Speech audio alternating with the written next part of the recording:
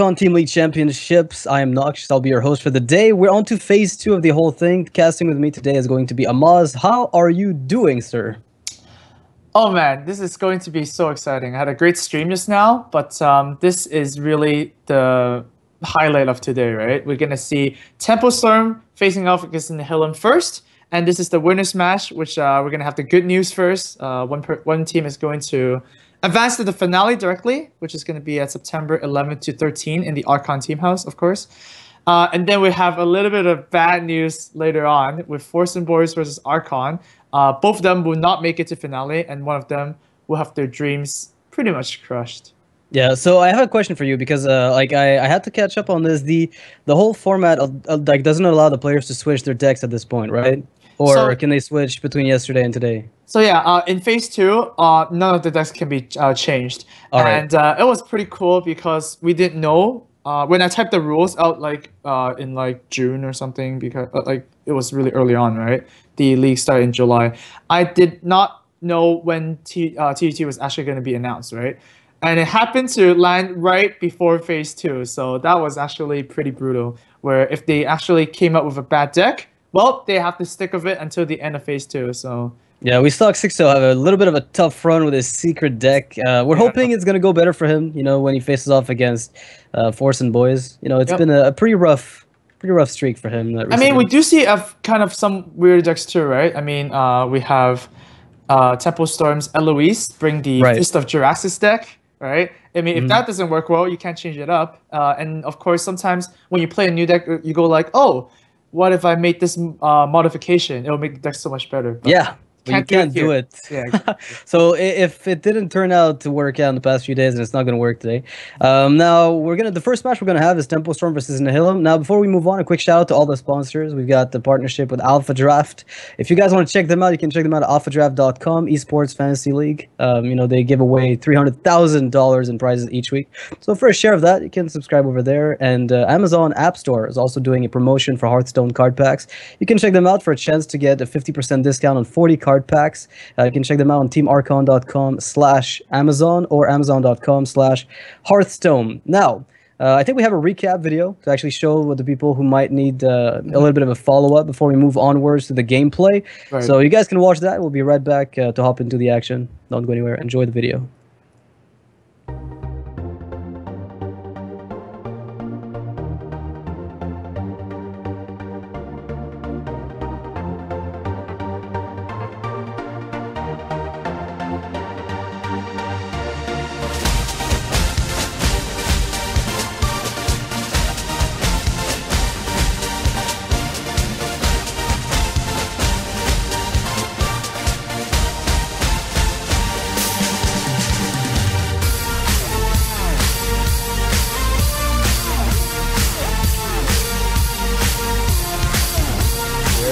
Is the Doom Guard.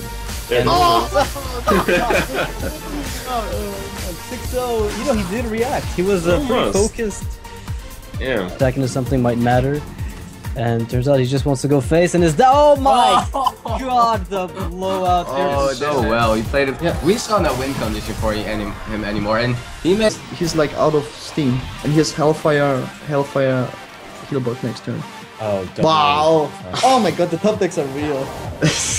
Look at that, RD. This is a silly day. Yeah. This is crazy. This is just, I don't know. It's like, can we get like Shia LaBeouf on a green screen saying that? And... Trump. Whoa! Oh, there it is. There's the reaction.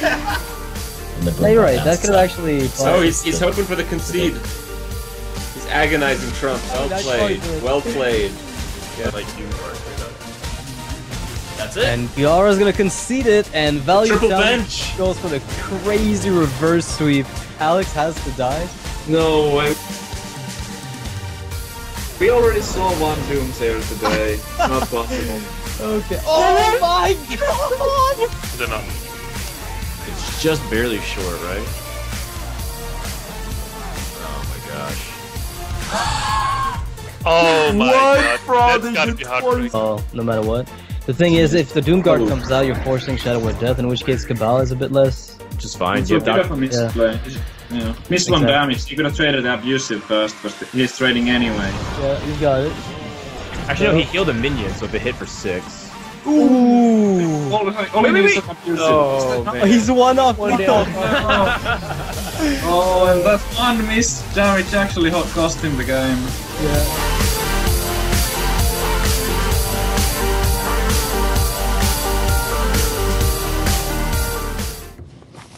All right, so we saw a few highlights of the entire Archon Team League. You know, all those Grim Patron lethals. I think we had quite a few of those with the massive OTKs.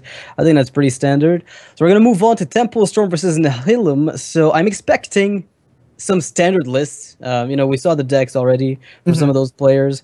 There's really nothing out of the ordinary just yet, even after TGT, because if you look at all the cards that were released, there are probably some sleeping decks out there, right? Like, we're so close after the release that it's going to be really hard for all the players to have theory crafted everything to the maximum. So we're still in the learning phase, and they're not going to be too adventurous in a format like the Archon Team League, hopefully, because if the deck doesn't work, as you said, I mean, that's $250,000 potentially that you're kind of losing out on, right? Yeah, exactly. I mean, at the end, you can't really blame the players for bringing Patron Warrior. I mean, it's tried, it's tested, it's just optimized so well, like you said. And this is one of the biggest tournament, if not the biggest tournament, right? It shares the prize pool of BlizzCon, and bringing home not only the prize pool but the title is definitely like a big achievement for 2015. So yeah, just go with what you know. And well, we did see one deck that got pretty punished yesterday with the 6-0 Paladin secret list, but he did misplay a little bit. If he actually played, you know, the blessing correctly on the mini bot, maybe things would have been different. But who knows? Right now, we will see one team go through the finale with Temple Storm and Nihilum. These are 6 games that they definitely want to win. And, yeah. I want to say there's got to be something about Nihilum, because they were at the top of the brackets for the entirety of Archon Team League, pretty much, right? Yeah. And then suddenly in the last 2 weeks, the worst case scenarios happened back to back. Like, nothing could have gone worse for them. They ended in the redemption phase. They got out of it. Now they're in the winner's game. So if they're able to make it today, at least they're going to feel pretty satisfied, because it almost looked like the tournament might have been stolen, you know, from under their feet just about a week ago. Yeah, it's actually a roller coaster ride for Nihilum, right? I actually, in the last week, if they actually won their game, they would have been first place, but they lost their game and they went to 6th place. So looking back at phase 1, it's actually so important for each team to play their matches like super importantly, right? Because every match does count. Yeah. Temple Storm, on the other hand, they actually did really poorly at the start, and then they did really well. And they actually managed to finish in the 3rd to 5th place there. So that's pretty cool as well.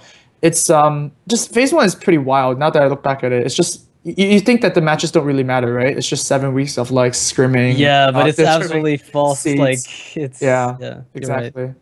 I just wonder though, like, because right now we're still, you know, very early after TGT. You know, in the latest phases of the event, well, the last phase, of course, the finale. If people will have brought new decks, because there's quite a long time between right now and the finale. They've got about 2 weeks, I think, to start theory crafting and polishing some of their potential new ideas. And there's a lot of them out there. You know, people have come up with about 100 different decks. They have to trim them, you know, make sure that the unnecessary cards are, you know, removed and some of the better ones are included, modifications to existing ideas. You know, are some decks simply going to be phased out? You know, some of the decks that we already know just completely replaced as a result of TGT.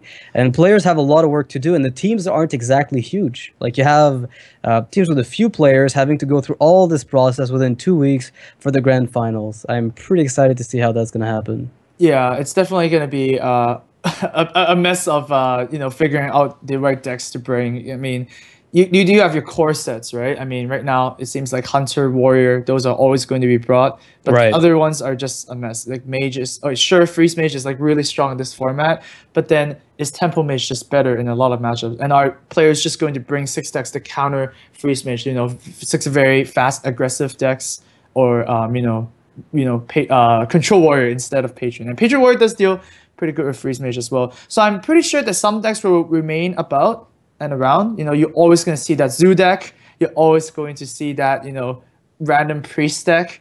Right. But who knows what the best one is? Yeah, well, speaking of Freeze Mage, I think Thies possibly is bringing it, right? Like, I'm not entirely sure if that's the list he's running. I just never have seen Thies play anything but Freeze, and he plays it very well. I was listening to him recently speaking about Freeze Mage, and some people have been mentioning Malygos, right? How to include Malygos in Freeze Mage as an additional win condition, and Thies actually dislikes it a lot. He doesn't see the point of bringing Malygos if you can just play Pyroblast. Yeah, it seems like Malygos is only a tech card against certain matchups. I mean, if you play Malygos against a Freeze Mage, that's insane. They don't have removal. Right. So 412 just sits there, and you basically win the game. Another good matchup would be like, either Control Warrior or Patron Warrior, where usually you kind of run out of damage and you run out of steam. And with Malygos, you can actually have that. Not only do you have like enough damage to kill them off, you also have that third minion where they only run 2 executes, right? So Antonidas, Alexstrasza, they usually die. But then the Malygos, or at least another order of them, actually manages to stick around. But here we go. First game is going to be between Eloise on Paladin, and we know that Eloise is playing kind of like the Murloc. Murloc yeah, well, the Murloc Knight, Knight, the whole, well, it's a mid-range Paladin that's a little bit more on the Zoo side. It feels like a Zoo deck sometimes when you see it come out on curve, and you're, like, sometimes mid-range Paladin did that, right? Mid-range Paladin already had that Zoo feeling to it when you got Knife Juggler into Minibot, into Muster for Battle, and that was, like, those games sometimes you just couldn't take, but with a Murloc Knight, like, that card, a lot of people, when they looked at it, they said, oh, it's a Murloc deck card. No, it's not. It's everything but a Murloc deck card. It's perfect for any archetype for Paladins, just because it's such high value on its own. It's Inspire, Spawn, synergistic cards from a 1/1 to like a 2/5 that makes you draw cards. It's crazy. Yeah, it is. And I don't think anybody rated Murloc Knight as their top 5 or top 10 card, right? I think it's like a sleeper. The best sleeper card in Paladin that nobody thought was going to be good. But here, Eloise actually decided to coin a Knife Juggler. You only really get counted by 1 card in Freeze Mage, and Taisha is exactly that. And Taisha is pretty much off to a very good start. Eloise also has an Owl, though. That's going to be a very important factor in this matchup. Yeah, the Owl allowing you to counter the Doomsayers. Some people tend to use them on Mad Scientists, but it's very, unless you're going to push for lethal, almost immediately, it's very often not worth it, especially as Paladin, because you're so reliant on getting that board and keeping it. It's kind of like, this is a situation where you want to use the Iron Beak, but it's a sacrifice in the future when you get your board frozen or removed. Yeah, I mean, Eloise is gonna use the Owl immediately and deny some card draw, and Taisha's hand looks really, really clunky. I think cycling the Stalnos would maybe be a good thing. Yeah, I think he'll see that. I mean, Thais is a very experienced Freeze Mage player. He knows when he's just got to push for cycle. Like, Talnos isn't even that good for spell damage purposes. What makes it better in Thais' case is very often the fact that he's always running Cone of Cold. Not everybody runs it, but it's such a good card, and Thais always has the one in his deck. Yeah, some players believe that Cone of Cold might be a bit too expensive, but then Tash thinks that an extra Frost Nova that costs a little bit more expensive might be very helpful in the mid game. Now, do you go for that Cone of Cold play? Because you could kill the Shredder right now. Because she didn't kill the Thalnos, you're getting a kill in the Shredder if you want it. Well, yeah, the game plan of Freeze Mage is just to stall as much as possible, right? So we could actually see a Cone of Cold and just Tash not killing the Shredder off, because if you kill the Shredder, it effectively gets unfrozen, right? Yeah. So, well, he's just going to that's a pretty good and play. just save his freeze for later. There's not too much pressure as well. It's only 4 power on the board. Yeah, and that Murloc Knight, so people consider the Murloc Knight a 4-drop, but when you really think about it, you never played before 6. You almost never played before 6, unless you're 100% sure it's going to get off the effect, because otherwise it's just a bad spider tank. Well, it's not a bad one, but it's just a spider tank you're paying 1 mana extra for, so the threat of the extra 1/1s might be worth it. But here is actually not that bad, because like actually it demands a response. And Freeze Mage is kind of like one of the weirder decks where you don't really want to clear minions too much. But yeah, Atasha is going to be forced to clear off the Murloc Knight here. It's just representing too much of a board. Yeah, well, it's the scariest card. It's the absolute scariest card, I think, in Paladin nowadays. And the worst part is, you're afraid of it, and you're afraid of Quartermaster, and you're afraid of all the 1/1s. You're afraid of everything now in Pally. Like, I'm afraid of every single card they play. Oh, man. Murloc Knight just scares me that much. Paladins definitely got some love. And like we said before, Tash is going to leave the Shredder frozen, so it can attack. If you attack, it does get unfrozen in a sense. Good pickup by Eloise there, though. Gonna wipe the board. Yeah, unfortunately, doesn't you're mind. not putting up any pressure, so it's not even that good. It's gonna be tough for Eloise in this game. And Thijs has another round of healing. He picks up the Alex already. Let's see what comes out of this. What if?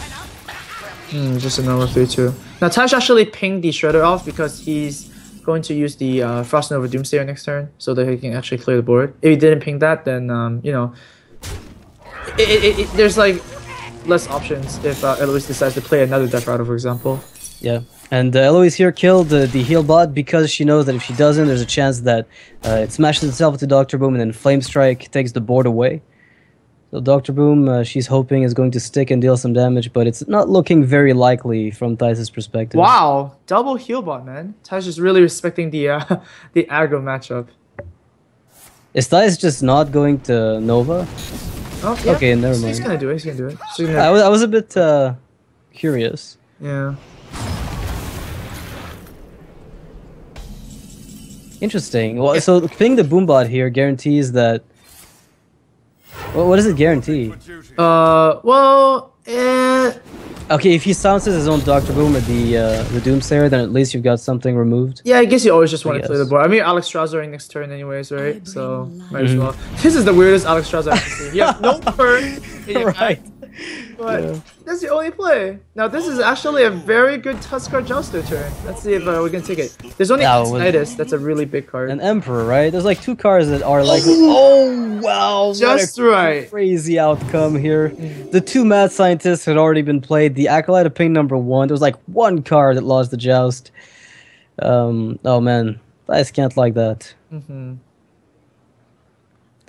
Little unfortunate for him, but I guess that's what happens. I mean, the amount of healing that Paladin can put together if they want now is pretty insane. And for that, you know, to that effect, I have a question for you. Like Tuskar Jouster versus Healbot. There's a debate about it, of course, you know, because they accomplish pretty much the same function. If you're gonna run one of Healbot, will you run one of Jouster, even though you might win a lot less consistently because it's a 5/5? Well, theoretically, it's actually an insane card, right? I mean, if you're against an aggro deck, usually you're facing against a lot of low-cost minions, and you're gonna get the healing because Joust is gonna have a larger chance. And against like a control deck, you want the 5/5 body more than you want the heal, anyways, right? Yeah. So theoretically, it should be really good, but sometimes you really need that clutch heal, and you don't get it, and you might be asking yourself, why didn't I play heal bot? All right, well that's about. I think that's the general consensus. All right. So I still think Tuskar Jouster is better than Anti-Healbot overall, just because like you have like flexibility. The only flexibility cards right now I compare it to like a Cruel Taskmaster, where you can actually enable more damage or you can clear 1 health creature. 1/1, right? Yeah. So this is like another flex card, and those are always really strong. I kind of like that. That's a great comparison. You can use it for 2 different purposes because there's no way you're going to go offensive with a heal bot. Right. So Eloise here probably thinks her board is forfeit. Like there's no way this board is gonna stick. If everything's gonna getting pinged, whatever she plays is likely to just get removed. And stealing that 1/8 isn't exactly a great plan, but it's better than nothing. Yeah, I mean at this point you're not really scared of you know, there's some tricky play with Sylvanas, and then if your Freeze Mage plays a Doomsayer and fireballs your Sylvanas and takes it. It doesn't really matter now because Tash is only sitting 4 cards, and he didn't even cycle last turn, so this is probably just like a dead hand. Yeah, throw everything and hope it sticks. Yep. If it does, then great. If it doesn't, well, too bad. Still looking really good for Eloise. I think if Thijs picks up an Arcane Intellect, this could turn around. Yeah, anything that cycles would be good, like even an Acolyte of Pain. Yeah, anything that draws, basically. He's got 12 cards, so that's 3 cards left in his deck that can draw him. He's thinned, you know, secrets out with Mad Scientist. So it's a miracle that he hasn't picked up one of those cycle cards yet. It is kind of crazy that the bottom 12 cards are like, what, double Fireballs, double Frostbolts. Yeah, it's everything Pyroblast. he's been looking for to finish the game, pretty much. Yeah. That's just... Frost Nova here does heal you for like, you know, effectively 13. So... 3 mana, heal 13. Not quite the healing wave, but hey, we're getting there. Oh man. Yeah, this is tough. I guess you kind of want to deal with the board as well, so let's do that. Oh wow, That's a threat. that is a very good card. And Mage has absolutely no good way to deal with it. I mean, Thais, even if he pings the shield off and attacks with Heal Bot and Flame Strike pings, like he can clear everything. That's not the issue. It's just that the 5/5 weapon is really dangerous.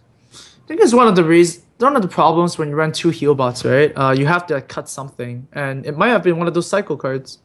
And this is So like cut 1 Arcane Intellect and... oh, well, you don't cut Arcane Intellect, can you? well, what's the cycle? There's 2 Acolytes. Maybe there's like, well, we saw Taish play a Loot Hoarder, did we? Like usually that's kind of like the flex slot. Right. But like maybe people have been usually only running 1, but when you run 2, your deck is like a bit more consistent. Yeah. Taish just respects the aggro matchup a bit too much, I think. Yeah, I think going into this phase, maybe he expected more aggression because honestly, the ladder has been plagued with aggro. Like in the first 2 days of TGT, it was just pure aggro. So maybe he thought, I'm gonna have to deal with a lot more of that, and so he prepared accordingly. But it turns out that people at the higher ranks don't necessarily respect or believe in aggro as much as maybe in the earlier stages. Exactly. Well, Taish believes that pushing 1 damage is more important than removing 5 damage here. Might get punished for that.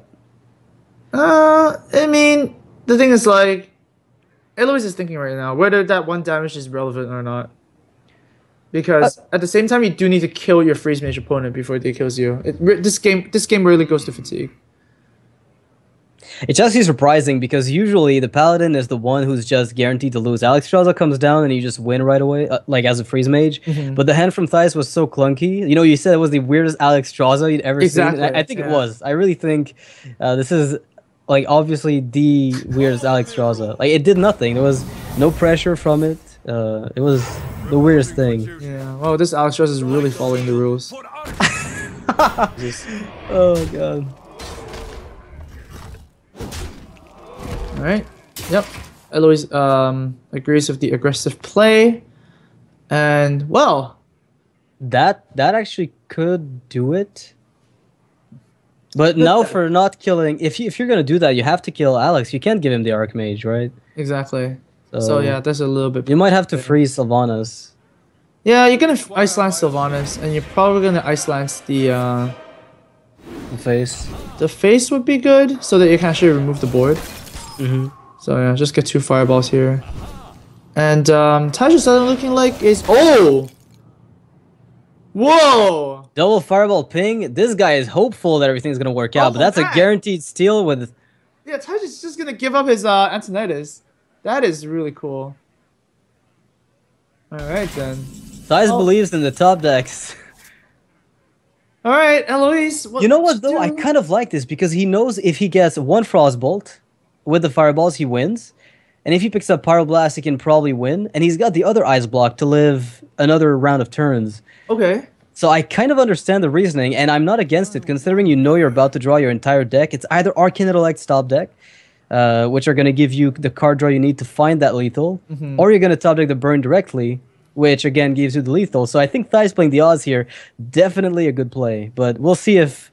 You know, there's still a potential to backfire here. There is definitely a potential for this entire thing to backfire. There is, but then we still haven't seen like Arcane Intellect at all. We still haven't seen a single burn spell at all. Those 2 fireballs are not drawn, so there's still 2 fireballs in the deck. He's almost got to find it now though, because if he can find burn, he can't wait for it. Like he can't. It needs to be Pyroblast or Frostbolt. All right, what is it?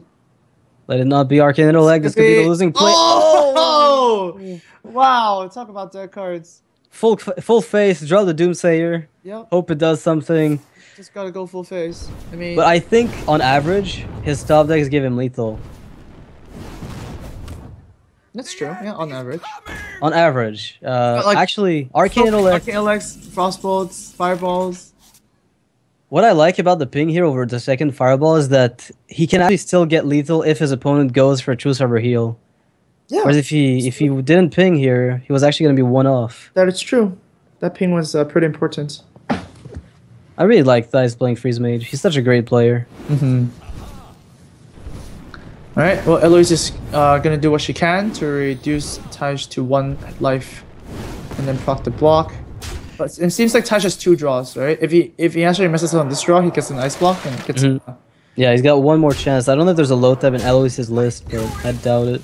Well, I mean, Even that do the wouldn't. dude here is very important, not to play a hero power. And oh, that is. Dice brutal. is bricking on every street, but he's guaranteed lethal for the next turn if he can just not give Eloise any health. No health. Yeah, no health. And you know Dodge what's the funny? lay on hands, dodge the Huskar Jouster, dodge the antique heal bot. Dodge everything. Alright, what's this gonna be? And Oh my god! oh!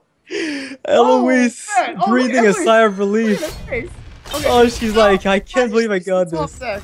But Thais is gonna top deck, right? It's just gonna be a counter top deck. No, it might be just a. It's just a. What could it be? It could be Ice Barrier. And it'll be like just terrible. No, don't say that, Amaz. Don't say that. Don't say Ice that. Barrier? And. Oh my! Oh! Brutal! Absolutely. brutal. Amaz, you are responsible for this loss, and Nihilum would hold it against you for the rest of your life. Do you even know what you did here? Oh wait, how many cards? 7 cards. So 2 fireballs, 2 frost, 2 Frost Bolts, 2 Arcane Intellects, 1 Acolyte of Pain. 1 Acolyte of Pain. So that was the only card Yeah. that worked. Oh Maybe my- Acolyte with like a single ping that drew into Ice Barrier. But the odds of this not working were like 1 in like 7. Like, or 8. He had almost no chances of losing this. He played it perfectly, but Eloise needed exactly that card. Oh man. Eloise top decked the True Silver, and Taj top decked exactly the wrong card. Like, Yeah. I don't know. It was like, wow. This must feel really bad. But then again, well played by Thais. One thing we can say is that he's played that match, I think, considering the card draw that he had, or the draw that he got, he navigated this very well. And he was almost guaranteed the win if it wasn't for that True Silver, or possibly a Lay on Hands top deck by Eloise. Oh man, I still can't believe Tuskar Jouster winning the joust, low chances. Oh man, absolutely brutal. Yeah. Everything worked out for Eloise there. So Temple Storm is going to be on the board for, and the Paladin is going to be through. I think they're going to be pretty excited about that, because considering that, you know, Paladin might be considered one of the, you know, weaker classes. I mean, it's a strong class, but, you know, you got the Patriot Warrior and the Hunters. You know, those are kind of like the core classes. So definitely a good win for them. And the Nihilum, well, if they send a Taj again, they might have to face the bench rule, where if a player loses 2 games in a row, they actually are benched and cannot play in any further series until until a teammate wins a game for them. Yeah, so what's interesting is when you've got like the Druid lined up with Hyped here, he really wants to pick off something like a Freeze Mage. So if Thais goes out, if Temple Storm expects that, they might just queue the Druid in. Other than that, I don't know if I'd really like to pit the Druid against anything at the moment. I mean, I guess Darnassus Aspirant, Aspirant has made Druid a bit more consistent and powerful than it was, as weird as that might sound. It's kind of nice to see that the classes might go from, I wouldn't say lower tier, because, you know, it's a great deck, but it's somewhat inconsistent. We've seen it in the Archon Team League. In its current iteration, pre-TGT, it was a bit lacking. And now with the Darnassus Aspirant, I suspect the class will come back on top. Maybe it's giving it a bit of a better matchup against the field, and so you're happier to just, you know, throw it out there as opposed to try to target Freeze Mage. It's pretty cool how one card, the Darnassus Aspirant, makes Druid lists so different, right? We see Chill and Yetis coming back in the game. We see Violet Teachers, right? So the Darnassus Aspirant actually makes 4 drops much more juicy for the Druid players. It's really cool, just one card changing up the whole deck. So do you think we'll see like Chill and Yetis coming back? Well, Hype is using the Violet Teacher list. Right. Okay. Cool. Yep. And Sixo is using the Chill and Yeti list. So it's pretty cool that you know, even with 4 drops, people have like different opinions on which one is the better card.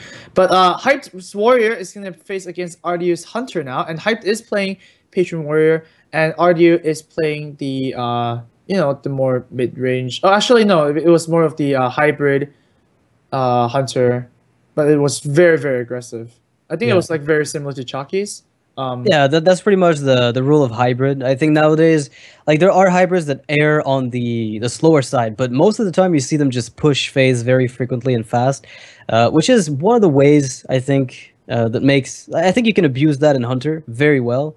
So I wouldn't be surprised to see that deck stick around. If we ever see a lock and load hunter, I think it'll take a lot of refinement for it to really see the day. Well, So this it's is still a bit early for it. looking at this starting hand, RDU seems like he has exactly what he wants. We're at a 1-drop and the Mad Scientist, but Hyped actually taking in that Cruel Taskmaster. It's going to punish the 1-health creature quite well. Yeah, I mean, Cruel Taskmaster doesn't get much better than that as a starting hand. I guess you're looking for Fiery War Axe still at this point. Do you keep Emperor Thorson? In Patron Warrior, it's one of the key cards to just getting an auto win, but against a Hunter, maybe you're looking for something a bit faster, right? Well, it seems like against Hunter, you're going to survive if you get past turn 7, right? It's like you got to... It's all pure survival mode. And looking at Hype's hand, that is just one of the best. Already picked up a Leopard Gnome, which is kind of perfect. You can save the Abusive for later, but yeah, this Taskmaster is going to be pretty bad news. Yeah, the worst part about the Taskmaster is that its Battle Cry is good, but what's even better is the fact that it's going to trade 2-for-1 guaranteed. Like, unless you have a Glaive Zuka, and if you Glaive Zuka on turn 2 without a minion on the board as a hybrid or face hunter, you hate life. So every play you make following this is usually excruciating. Yeah, you can see that RDU is already very in a very uncomfortable situation, just based on that one very easy play. Yeah, and it's not about to get better either. Like, this is... Yeah. Oh, wow. Fire War Axis for days. Yep. And if I remember correctly, RDU is only playing 2 Freezings. Alright, so that's already going to be one of them out of the way without a bow equipped. And it's going to give him another Cruel Taskmaster activation if he's looking for it.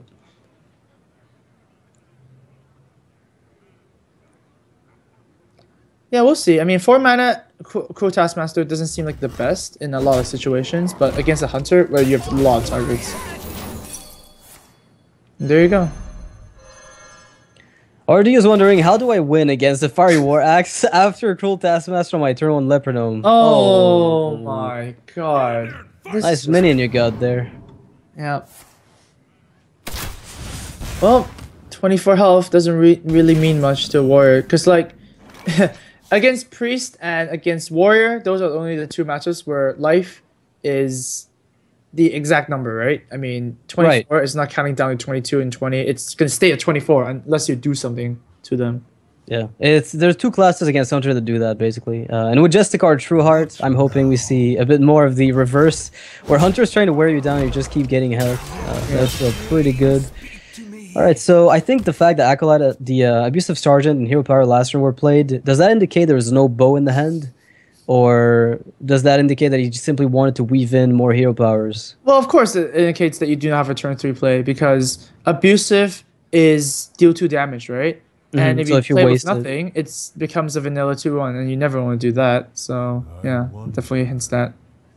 Speaking of Justicar True Heart, did you think that Blizzard think that it was too insane with Hunters and didn't give them double hero power? Yeah, I think that's what happened, because if I actually tried out Justicar in the lock and load deck, and she's pretty good at 3, but if she was 4, the deck I think might be pushed over the top.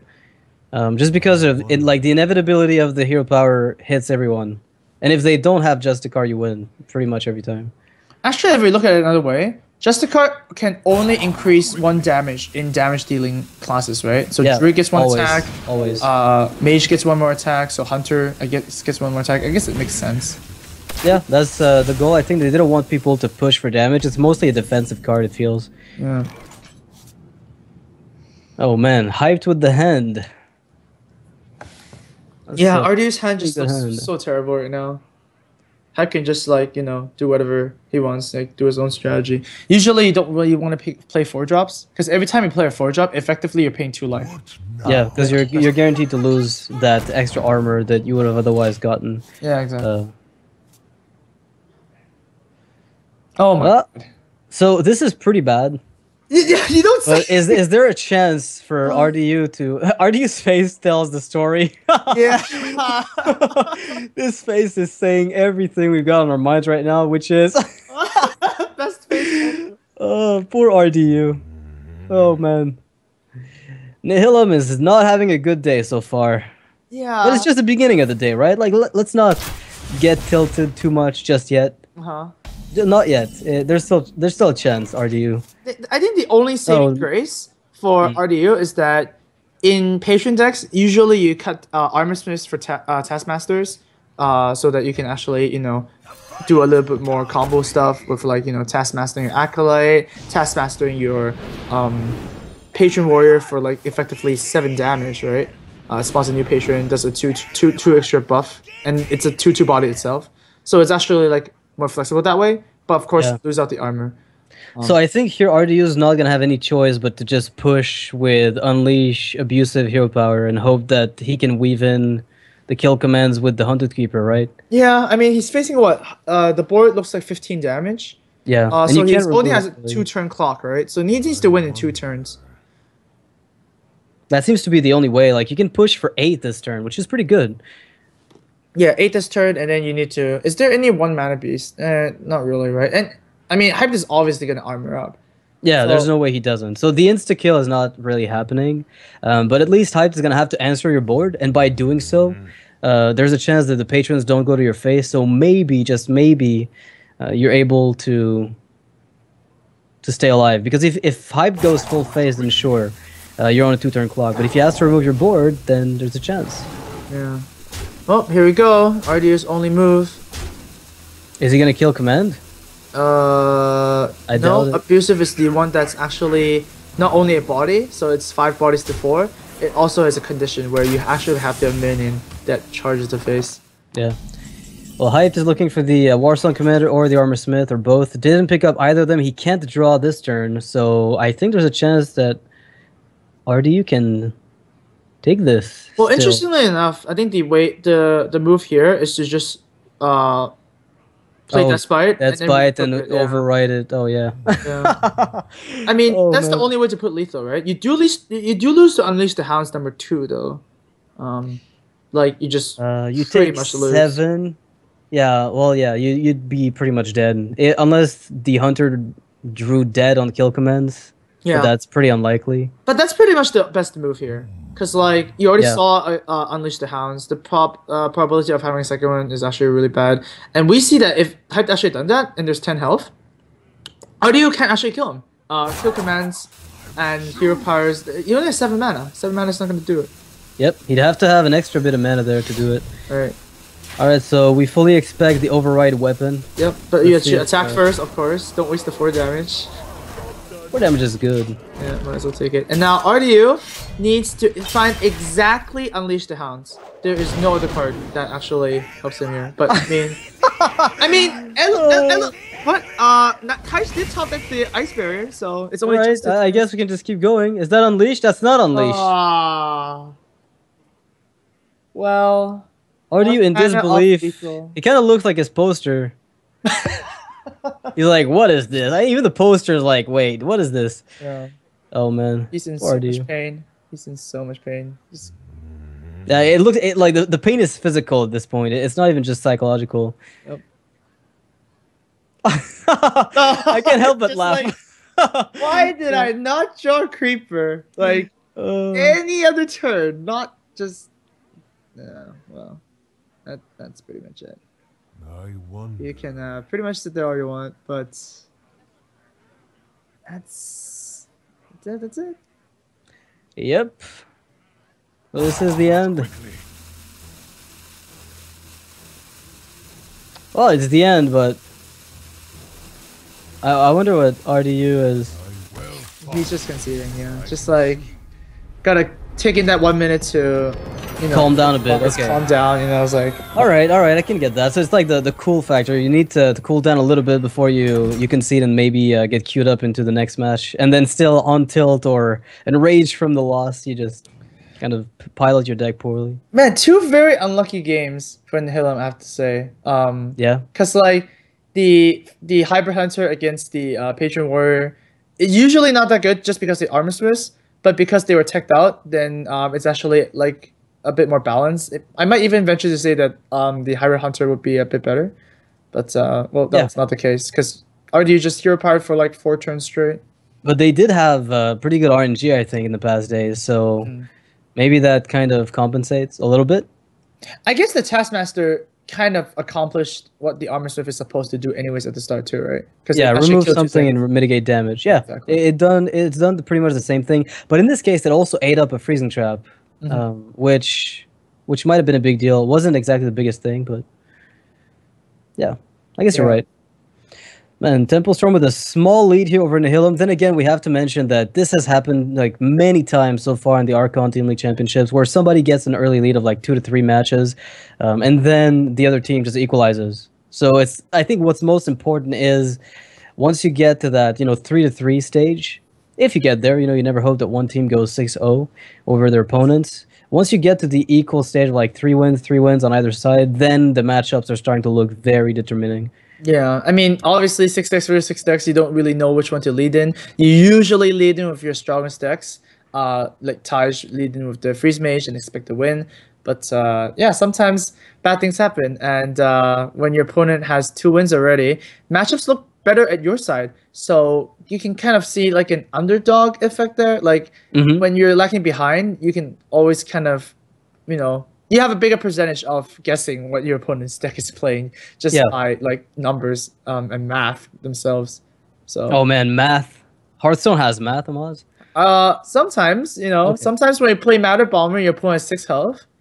You can see that 6 times equals 6. Really? What was the math? 8 equals 11? I forget. 8 equals... I once tried to BGH a Kel'Thuzad in a tournament match, and right, 6 equals 7. That doesn't quite work. There's a lot of those, but you learn. You learn. Yeah, you learn. You do it once, right? Yeah, Hype is gonna step up to the plate again with Druid, and Life Coach is going to be playing Paladin. His very control-heavy Paladin. We saw like Lay on Hands, and we saw like really high ramping stuff. And Hype is of course playing the Darnassus Aspirant Druid that we see that as pretty prevalent right now, but instead of Chill and Yetis or some 4-drops, he's using Violet Teachers instead. I think that's a great choice. I mean, it's still one of those decks that, even though the standard list could take wins, and I think Darnassus Aspirant is making it so much more consistent that Druid might actually become a tier 1 deck again at some point. But we're going to have to see how the metagame evolves in the near future. How do you think it fares against a really greedy Paladin like this? Because Life Coach... his list is on the super control side, which I find kind of amusing since most of the paladins we see nowadays are very mid-range oriented. Yeah, mid-range paladin is definitely better against Druid just because you have those early threats, right? You have more consistency. And Druids, once again, it's not known for removing minions and placing minions. They can only do one of each usually, and that's why Paladins just like kind of steamroll. Things that trade 2 for 1, such as True Silver Champion, are very key cards for the Paladin, and sometimes even just a muster for battle is enough to actually stop Druids in the tracks if they don't get a swipe. So, like the Druid seems like the one always answering the questions, and if Paladins have the hardest questions, then it's just kind of very difficult to win for the Druid side. Yep, we'll see if that changes at all. Oh, Gadget and Jouster in Life Coach's deck, so that's like a zombie chow that's almost guaranteed to win. Well, Wild Growth does save this hand a little bit. Man, this hand is like the best 2 cards and the worst 2 cards all in one. Alright. Well, we have to assume Life Coach takes the Joust more often than not here, but he loses it and ends up with a 1-mana 1/2. Yeah, this is the problem with these cards, right? You still have to run shielded mini bots. So there's always that chance where you just don't get anything. And is that really worth it to sacrifice +1/+1 when you don't want to heal your opponent for, what is it, 5 health? Is it really that much big of a deal? It really depends on how much you value dealing phase damage to your opponent. It's kind of like the Wrathguard argument, right? Some people say, well, it's a 2-mana 3/4, 2-mana 4/3, so that's a great card. And the question then becomes, how much do you value your own health? In the deck that would run the Wrathguard. And it turns out that the health, even though we disregard it as a resource, and you should use it up and abuse it, it seems like nowadays people are starting to consider the health a bit more valuable than it used to be. I think maybe as a result of having so much tempo damage coming in, like every class now can tempo you down. Even priests can just beat you up by turn 7. Right, exactly. All right. Well, I'm pretty sure Hype is going to do one of his 5 drops here. Just because you just need to establish minion, right? Druid is very tempo oriented. You're not going to hero power and just pass another turn. And also on the topic of the zombie child versus Garzan Jobster, seems like Life Coach is running more of a control paladin based on the cards we've seen yesterday. Yeah. And healing your opponent with a control deck doesn't seem like that much of big of a deal. Yeah, no, I agree with you for the most part. Which is, I think your point makes a lot of sense when you consider the archetype. Yeah. Yeah. I'm just looking at this 1/2 and it looks really silly. Like 1/2 is possibly like the worst stat line. Because even like 1/1s, like Web Spinner, they actually do something, right? 1/2s are just like bad. Hey, it's like you're paying for a wisp. Like it's like if I tell you, it's so awful. I would play Wispy for that card. Yeah, I'm sure you would. You can weave it at the end of a turn or at the beginning of it. Oh, wow. Drew of the taunt. It's gonna give Hype a little bit of a wall. The little overpay on the Innervate, but at the same time, what can you do, really? Now, the only drawback to playing the Druid of the Claw here is that you're guaranteed to give your opponent a True Summer Champion kill if he's got the coin with the weapon. But again, you can play Lotheb as a follow-up on turn 5, and he can't kill it. Because if he decides to kill the Druid of the Claw now, he won't have a 1/1 on the board to kill Lotheb. So you could transition to turn 6 and 7 quite nicely. Yeah, doubly as lucky for Hyped is that Life Coach doesn't even have to choose over champion. Right. Probably have to go with the Aldor here, and Aldor creatures that have really, really high health are actually very detrimental to paladins. They just keep on eating your hero powers. The genocide creatures is what you're turning them into. Yeah, pretty much. Bears are pretty aggressive, right? So this guy will get like 6 kills before he's gone. Move quickly. Now, Life Coach has to decide what he wants to do. Now, again, it's all about whether or not you value this. Like, do you expect your opponent to play another minion on the back of this? If yes, then maybe you just use your 1/1. Like, you don't have to use your 1/1. If you expect him to hero power, then you use your 1/1. Oh man, Hype draws another deck card, but this Lotheb is going to be so detrimental. Oh wow, he's actually thinking of Savage Roar. Can't fold him, honestly. It'll kill the 1/2 and the 3/3. Yeah, just because your hand is so dead, right? I mean, Hype's, if he plays Lotheb right now, it's going to be so sick. So good. Life Coach effectively passes another turn. Yeah, he can't. He has to, like, muster for battle to kill that 1/6 if he wants, but he can't do it if Lotheb gets played. Oh, Hype is gonna go for it. Yeah, thinks better of himself.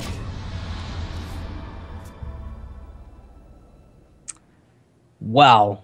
That is arguably the most awful situation Life Coach could be in at this point. Although, like, if you look at the entire game, it's lucky for him that Hyped had a pretty horrible start. Because if that Innervate had been present with stronger cards like a Shredder, then things would have been maybe very different at the end of this. And Life Coach is still in pretty good shape when you consider the equality consecration that he can pull off. He can win the long game at the moment.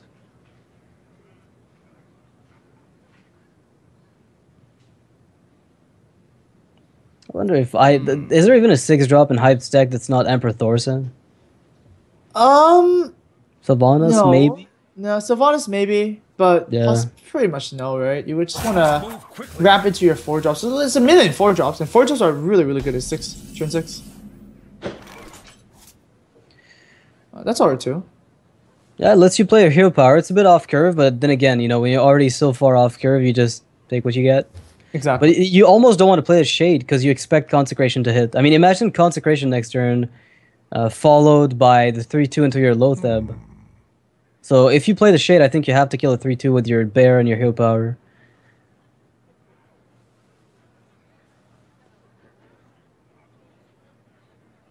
Oh man. Hyped with nothing but bad decisions to take. Yeah, I mean, I think you just have to play the Shade and just hope your opponent doesn't have a Consecrate, right?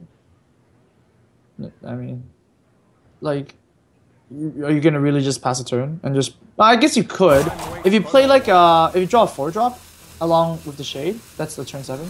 But I don't know. I really see playing the Shade as like the only option. It's gonna get punished, but what can you do with this hand?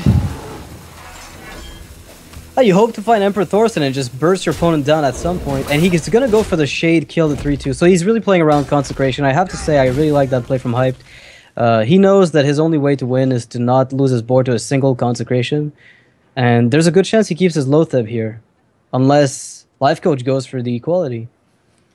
Yeah, equality doesn't seem that good, obviously. Exactly. The consecrate. So I would actually prefer to see something like, I don't know, Aldor instead.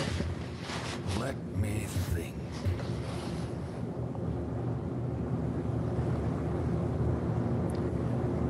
Aldor is a bit slower, but at the same time, you're guaranteed to wipe the board eventually with just equality consecration. So I guess you can take your time. Life Coach has to be assuming that Hype's hand either contains an Ancient of Lore or combo pieces, just based on the speed at which this has been played, maybe a scenarios.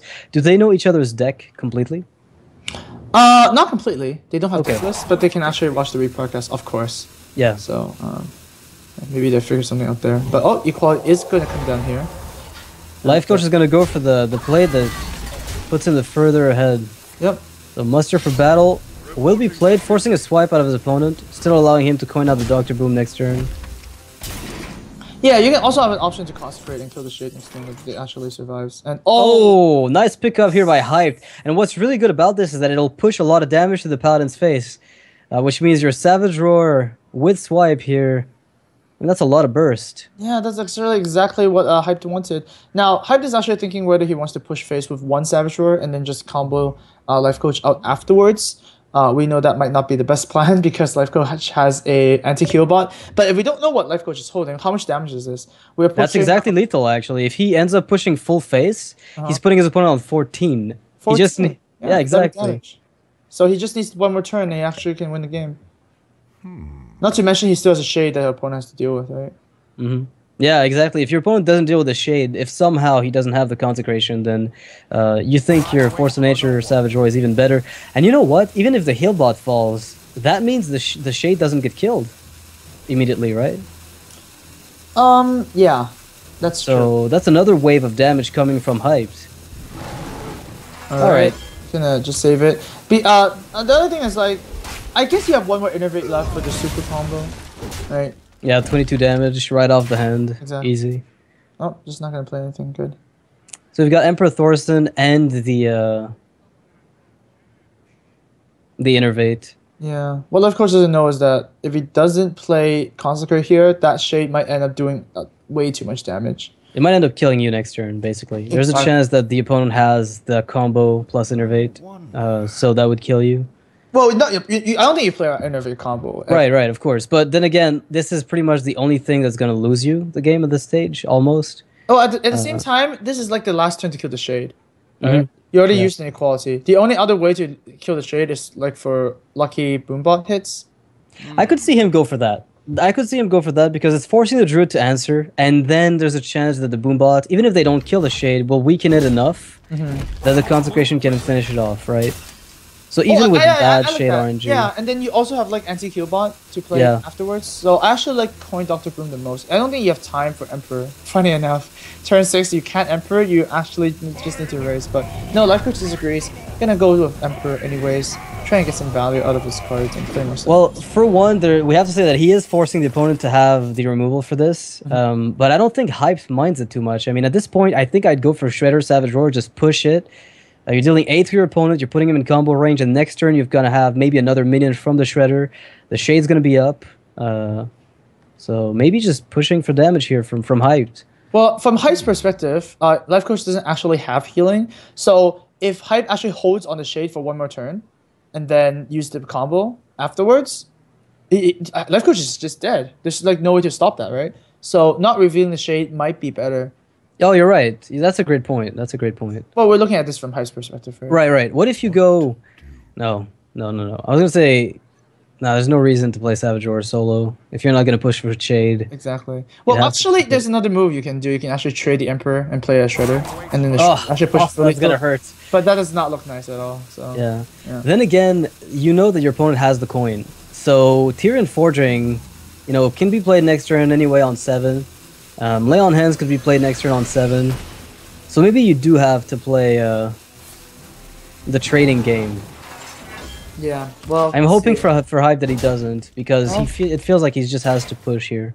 Yep, I'm just going to push. And not playing the Dr. Boom might end up being the game here, huh? If I don't see a heal bot here, this is not going to end well.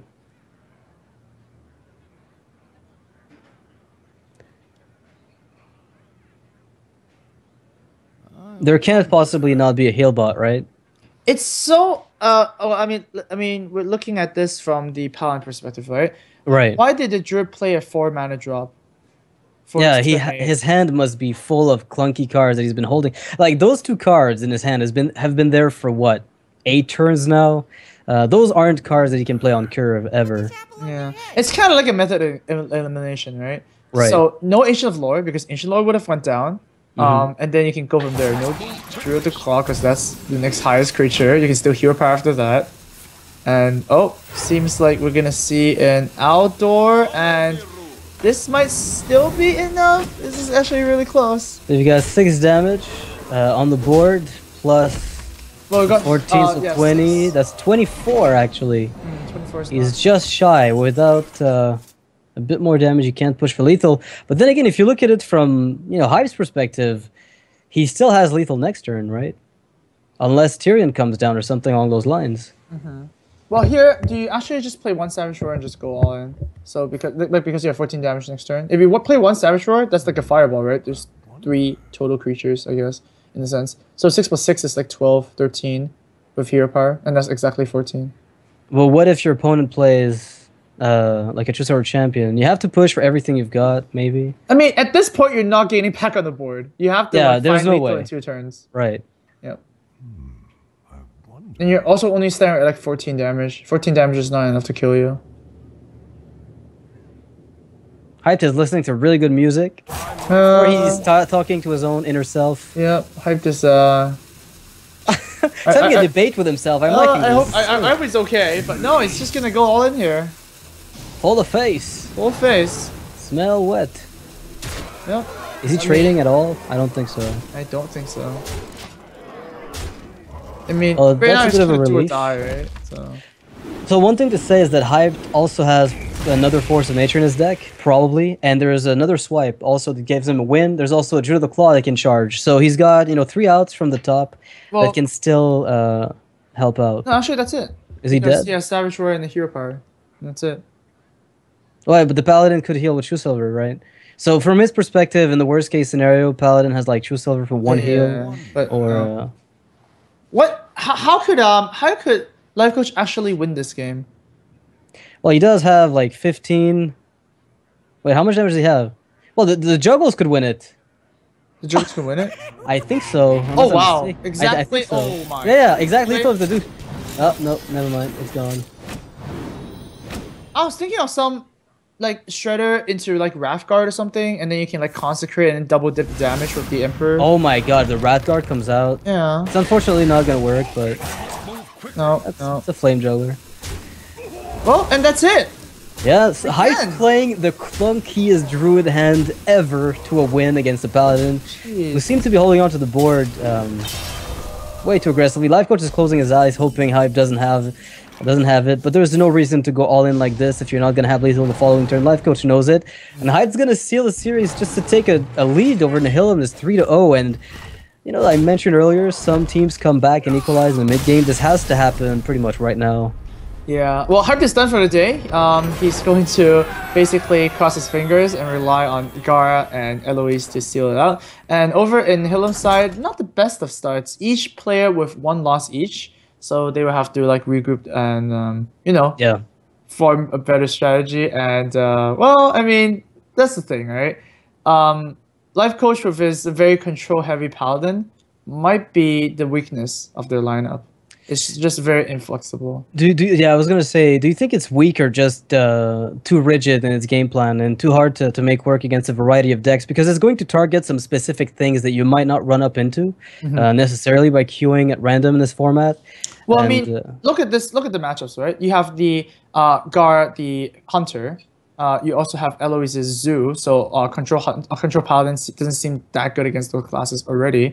And then you also have the Priest. And the Priest is obviously really, really good against the Paladin. So you play it, right? Like, yeah, it is a kind of a weakness. And not only that, Life Coach is also running the Gadgetan Jouster, where if that was a Zombie Child last game, it might have been a bit different. 1-2 didn't really do anything. If it was a 2-3, it actually could have actually attacked the Druid of the Claw, right? The 1-2 couldn't have done anything with 1-6. So it just the 1-2 just takes two hits and that was exactly. it. Zombie Chow might have actually been the win, you're right? Like it sounds ridiculous to say that, but it's true. Like that single joust. It's small moments like this that I guess in a game make you evaluate cards differently because you see them in action, and just the marginal joust losses. And I get the feeling a lot of people will stay away from that mechanic because of its inconsistency. Like maybe Tusk or Jouster's fine, because as you mentioned, the flexibility of it. Right. But you're not playing it for the joust effect, right? You're playing it at that point for the flexibility with the added benefit of getting you that clutch heal once in a while. Right, and like speaking in the Garrison Jouster, you're not even actually getting a benefit. Does that make sense? Like, yeah, if you win a joust, right. Yeah, you get a zombie chow, and if you don't win a joust, well, you're kind of screwed. Yeah. So those you are get a bad Goldshire Footman, so I guess that's not worth it. So like the best case scenario, you get a normal 1-drop. I think we'll pass on that. Anyways, new decks will have to be picked here. Gara should be able to step up to the plate. It would be nice. Or actually, it's interesting because Temple Storm wants to send out Gara, so they actually have the flexibility, right, between players. Yeah. But if Nihilum expects that, it might be advantageous for Temple Storm to actually send Eloise and trick them up because it might be very easy to target both a priest and a hunter. I'm not really sure what does that though. Well, Patron Warrior could probably beat both if Life Coach is playing it, because priests typically just get OTK'd no matter what you do. Right. Like you can wait it out, and eventually the Patron Warrior will just kill you. And Hunter doesn't exactly have a great matchup against it. Yeah, it seems like Tasha's Druid was also really good because Druid against Hunter is really roll off, and Druid against Priest is obviously a very good matchup. But instead, we're gonna see the Hunter mirror. Man, we saw this yesterday, and it actually decided the game for RDU, where he wrote exactly the animal companions he needed. And just I guess the luck was thrown against Thijs today. RDU threw all the good luck and gave it to his opponent, and then he threw it in Thijs' face in the first match. Never draw you need, right? Exactly. Well, hopefully RDU has a better draw this time around. We know that when he played against Hype's Warrior, it was pretty abysmal. His draws were just direct damage, and you don't want that early game. So hopefully for Nihilum, they can actually win the first point. Of course, Temple Storm is looking to just seal it out with a 6-0. Do you think it's going to be a 6-0? I hope not. Well, I mean, I hope so in a way because it'll be the first one. It's super exciting, but I hope not because the soul of whoever is on the receiving end of that is just crushed forever after that point. Oh man, I think Crip would love to see some souls get crushed. Yeah, I'll page him once if this goes to 6-0. He just gets so happy. Yeah, Crip likes to see other people be miserable. Yeah. Well, here you go. This Aryan Squire looks pretty good as a tournament play. Yeah. Seal off all other 1-drops on Hunters, and this is exactly why you play Aryan Squire, right? Is there a reasoning to play Leper Gnome to push more damage instead? Well, I think Leper Gnome is overall more damage if you're just gonna go phase and get contested on the board in a way, but you can remove things so much more easily with the Ardent Squire. Right. Now, it all depends on what Secret Gar is playing, right? Because Explosive Trap, if you're feeding the Abusive Sergeant into this, would be pretty horrible. On the other hand, you can play your own Mad Scientist. Well, there goes. Yeah, I do remember Gara playing a Bear Trap, and I think one freezing as well, but we don't know if any more comes from that. And there we go, exactly. There's the Bear Trap. We'll see if it's actually going to pay off. It is a 2-mana summon of 3/3, and that is above curve. Yeah, what I like about Bear Trap is that when you're on the coin and you play it on curve, it's the only trap that I'm happy to play from my hand. Because on the coin, I'm getting this 3/3. It's unlikely they can kill it by that point, and then I can usually coin out a Houndmaster on it, depending on the deck. It's a really nice card. It's funny that they made a trap that I'm happier to play from hand than not. Wow. Wow, a 3/2 that draws a card is infinitely better than a... Novice Engineer. Yeah, exactly. Right.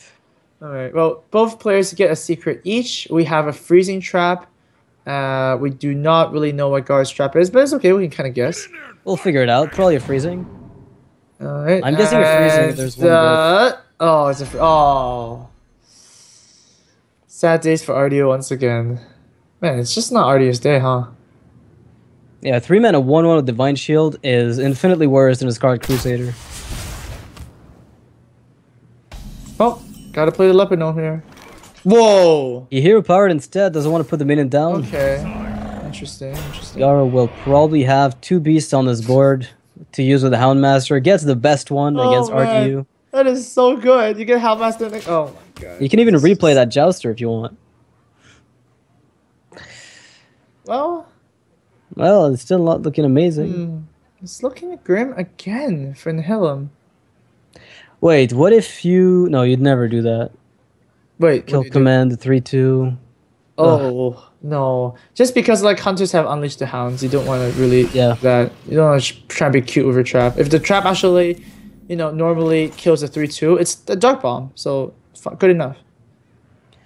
No, Gara's got to make a decision whether he wants to play this slow or not. I mean, he's in a position where he can make that call. He could decide to play the game a bit slower. All right, well, there's the freezing trap, and you already have a beast on the board. I guess Misha already has taunt, but just getting that buff immediately is just too good, and it also pushes for damage. Not a bad pickup here for RDU, but again, this is not a type of board you're happy to play something like Juggler Unleash on. This is... Oh, I think you have to. Yeah, so but it's not the type of board where you're happy to do it. That's the thing. Like, you're going to do it by necessity, but there are so many circumstances where that play is very often better. But when you've got nothing else to do, it's kind of mandatory. No, I think it's fine. I mean... What about a double you're too unhappy playing Unleash. Knife Juggler Unleash here. It deals 4 damage across the board. And if you get some lucky juggles and you get some lucky shredder, it might be good. Oh, gonna pop it first?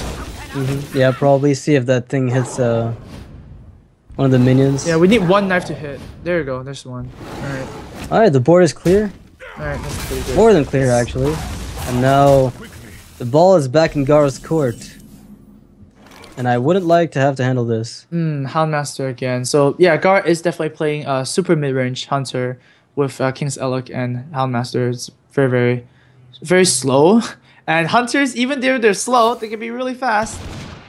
Quick shot into a bear trap. We'll see if Audio can actually play around this bear trap. Yeah, I think with a board like this, it's pretty simple.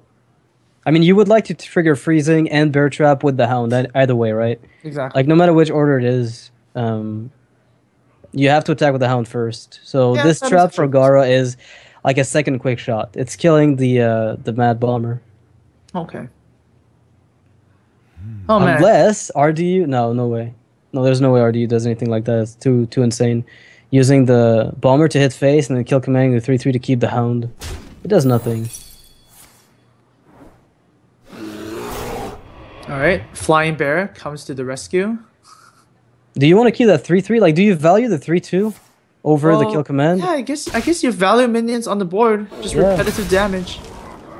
Well, I guess that's the play. There was no unleash for Gara, no explosive trap, nothing to handle this, and RD is not looking too bad at the moment. Not looking too good either. Wow, that is a very, very good draw. But Gara is, of course, going to play the Jaime on 6 and going to taunt it up with Houndmaster. It seems like this is RD's kind of a last chance to actually go for the face without any taunts. And here we go. Pushing damage. Push more damage. Well, he's got his opponent pretty low, honestly. Like, you start picking up the quick shots, you start picking up the direct damage. An Iron Beak Owl is also immediately lethal. Yep, Iron Beak Owl would be the best. RD's just going to pray here. And Gara, on the other hand, is going to look to set up his... Oh, what a crazy pickup by Gara. He's going to clean up most of the board there. But is that even good? That's the question. Well, you kind of have to, because you can Houndmaster anyway, right? That's true. Yeah, just clear everything except for... the few things you can't. It's kind of unfortunate for him that some minions have, like, 2 effective health, and 4 in the case of Creeper. Exactly. So he's not really clearing everything. Yeah, that's true. RDU again with the lip bite. Yeah, like, I mean, it's kind of disgusting how this series is going right now. Temple Storm is getting like super lucky with their top decks, and not only that, Nihilum is getting super unlucky with their top decks. And when you combine both of them together, that's pretty insane. Gar actually sets up lethal next turn, right? You just need to set up lethal next turn. That's so if you think about this, kill command is lethal for RDU. Yes. Because he can then just sacrifice a Leper Gnome and Hero Power. Yeah, Leper Gnome doesn't care about taunt. Just goes face. Don't just cheat. So there's like 3 outs left in his deck. Oh, of course not. Like, why would he draw it? Oh man, he's even 1 damage off of killing that high main. I mean, yeah, but That's so excruciating. Oh, absolutely brutal. RDU. No, Not gonna cut it. That's not it. We just have to.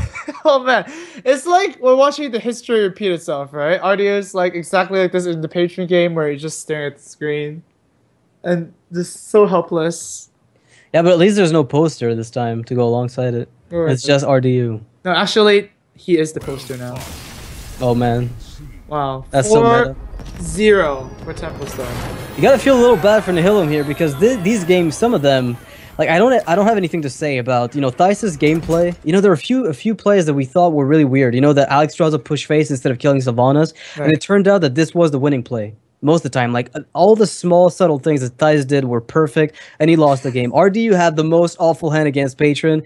Obviously, that lost him the game. The last match we saw with Paladin from Life Coach, Hyped had the worst hand possible, but Life Coach also didn't get anything worth pushing with, so he lost the game. And RDU now in the mirror match gets roadblocked by a high main. I think if there wasn't an Unleash the Hounds, there was lethal because he could have gone through the high main and then pushed for the remaining damage.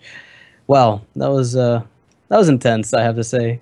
Oh man, those top decks, man. Temple Storm really rocking it out. But of course, we still see a priest, and we still have Eloise's Fist of Jaraxxus Zulok, right? So yeah. Those two, I would say those two are the weakest decks. If I took 2 weakest decks out of Temple Storm's lineup, so Nihilum just needs to bounce back and bully the weak decks with their own. And yeah, hopefully they can actually bounce this back because it's not looking good for them at all. I mean, this is the situation where I think the entire team's morale is way low because even if you get just good matchups going forward, even assuming everything is like a 65-35 in your favor, you're still likely to lose the series, right? This is the point where even with good matchups across the board, you're still likely to lose it. I think it's back to like phase 1 again, where Nihilum is doing so good, and then when games actually started mattering the most, like it's crunch time, it's just like, oh man. Yeah. And then Redemption was like so close as well. 6-5, yeah. Did you cast the Redemption series? No, I wasn't casting it. I couldn't actually do it that Friday, but the it was really series close. Was just nuts. It was just so close as well. Gosh. Yeah, Nihilum has had it very. I mean, the thing is, they had probably the biggest confidence boost off of the early phase 1, right? Like the first 5 weeks of phase 1 were guaranteed top 2 unless they lost with less than 4 wins on the following week, and then they lost the following match, and everything had to go super wrong, and it did. And then they went through Redemption. They figured, all right, we're gonna be fine. They're in the winners match today, can get to the live finals, and yep, not happening so far. They're gonna have to pull off a crazy stunt to come back, but it's possible that they can exploit Priest and the weird Warlock from Eloise. Yeah. We'll have to see. I mean, for example, like Mech Shaman seems like it's really, really strong against the Wrathguard Zulok, right? Right. Sometimes you feel like, oh, I'm just going to play 4 Flame Imps. It doesn't really matter. But then, yeah, your health starts dwindling down. Your heart starts dwindling down. I mean, Zuloks usually trade quite a bit, right? You want to take some good trades. And if Wrathguard trades for 2 things, that's like 6 damage to your face. Yeah, that's insane. A lot of damage to your face. But, I mean, Wrathguard is kind of like a weapon, if you think of it another way, right? It's a weapon that doesn't lose durability if it hits the face. But if you trade, then you start taking damage as well. Yeah, when you look at it that way, it's actually not a bad one, right? The only problem is it can get removed from a spell, whereas very often, other the weapons really can. But that retaliation, like the blowback on the Wrathguard is insane. Of course we can't go through a broadcast without bringing that up. Hey, we haven't brought it up in the past 3 times I was here, but I think I had to cycle it back in. Oh man. Speaking of stats, which stats do you think are the most relevant in Hearthstone? You mean like across everything, like win rates from classes and everything? Yeah, anything. Just like. I think the odds of getting a 2-drop in your deck on average. Well, no, like statistics of like player stats. Players? Oh, player stats. Oh my god, that's a tough one. I want to say win rate, but that's mediocre. Just like the obvious go-to. Yeah, I think win rate is actually the one that's just relevant. Other stats, I don't think they're relevant at all, right? Well, maybe like the percentages of the but this is mostly information interesting for your opponents, which is which classes do you favor most and which archetypes, right? Things like this, I think, can be super important, but mostly like mana saturation and all, that's not very impactful for me because I think most of the high-level players have a really refined and tight gameplay. Exactly. So it's hard to distinguish them. Exactly. It's not like, for example, like a MOBA where kills are always good and kills are always bad, you know. Anyways, here's a good matchup for Nihilum again. Freeze Mage versus Zulok. When you're at 4 games down, you're gonna bound to have some good matchups to start and climb back up. But who knows? We might see some crazy stuff happening. Eloise keeping the owl because she does know it's Freeze Mage. Yep. And Taish doesn't want any of those because those are not Cycle, those are not Doomsayers. And hey, that's a pretty good start hand. Whoa! That's insane. Man. Shield Bearer is back in the meta?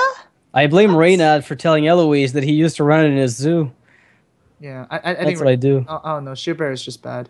Like, what? You don't believe in Shield Bearer? Maybe it's because now you have to actually protect the Wrath Guard. Oh!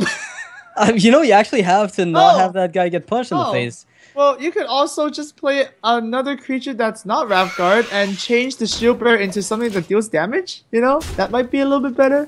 Moss, what is this sorcery? You don't believe in the Shield Bearer metagame?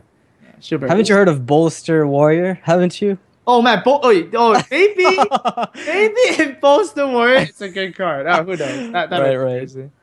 That's a 2/6 with taunt for 1 mana. Yeah. I'll take that. Bolster of Hogger sounds pretty nice too. Yeah, if you can get enough taunts on the board. Alright, so it's looking like a pretty early Doomsayer for Thijs, which is going to try to just deny his opponent the tempo while he establishes the card draw. Yeah, and actually, Eloise could skip the owl here. You're only losing a board of 2. But it's probably worth it, right? To keep the pressure up, because the only way you win against the mage is if he can't remove your board at all, right? Oh yeah, pressure the Freeze Mage with your Shield Bearer, man. You shall not pass. Oh man, this is so sad. Oh my god. It might actually end up clogging your board. Look at Tash. She's like, oh, Shield Bearer. That seems like a good minion to leave on the board. Oh man, look at him, he's laughing. Oh my god. Legends speak of a cure for cancer discovered when all your board is filled up with 0 attack minions. Hence the Shield Bearer here, I think. Now that is a very good draw, actually, you know. On curve, yeah, the Doom Fist of Jirax's stop deck is the best. Exactly. That would be the dream. Well, that would be like 4 free damage. It's insane. Will Thijs ping the imp? Oh no, I was gonna say ping the imp to deny a Doom Guard, but the acolyte can still be sacrificed into the owl. Yeah, exactly. So probably not. Cone of Cold is looking pretty good for Taj next turn. But yeah, I see. It feels like that. You just want to go face here. I mean, at the end of the day, Acolyte's gonna draw 2 cards no matter what, right? Yeah, in this situation, there's nothing that you can do to deny the 2 cards. I mean, I guess if you want to unclog your board, like if you think the mage is gonna lose the acolyte by the end of next turn, and you're gonna want to play Doomguard, maybe you sacrifice the owl to guarantee that you're gonna have room.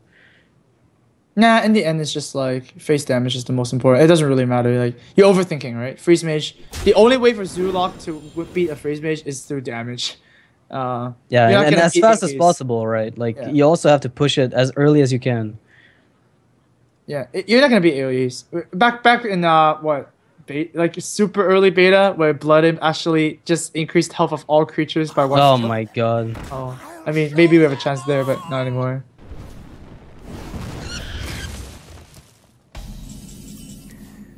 Alright, well, let's see if the Doomguard picks up a flame. No, it's not a Fist of Jiraxis. It's a Flame Imp instead. Let's toss out the Flame Imp and play the Doomguard immediately. And, Push face. Unless you want to trade the 2/4 into the Acolyte to deny card draw.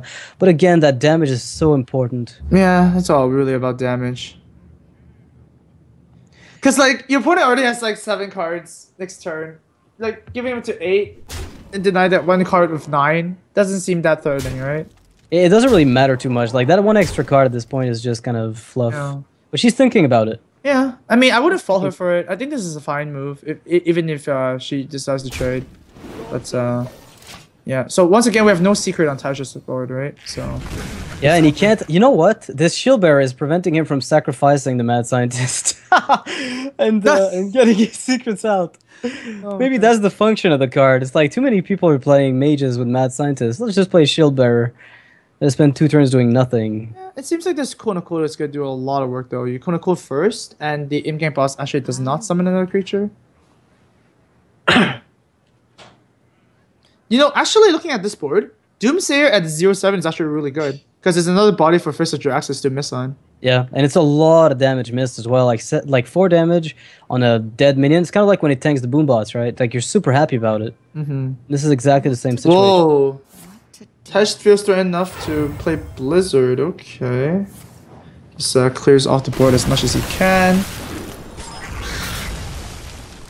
2/1s come back live. And now he can sacrifice a mad scientist. Oh, okay. After all is said and done. Makes sense. Soulfire is a lot of damage. Oh, I think this Soulfire is going in one direction. I wonder where.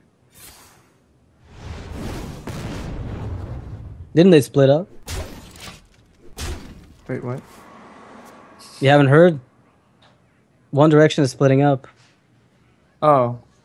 I don't track that one direction. I only know one direction in terms of like. Okay. Hearthstone. It's you know what, Amaz? You haven't missed anything. It's kind of like you know, we have like in Canada we have Justin Bieber, and One Direction is the pride of someone else. Well, I'm Canadian, so I guess I should be ashamed of myself a little bit. But no, it's definitely not what I meant.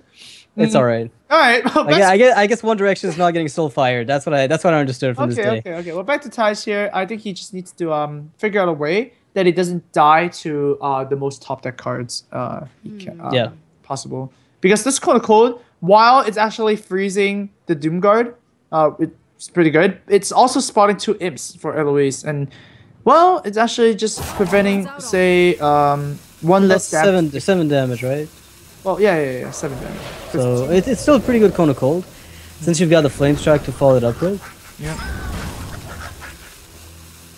Now it's all about whether, you have to get that secret up, because the top decks would be way too dangerous. Way too dangerous.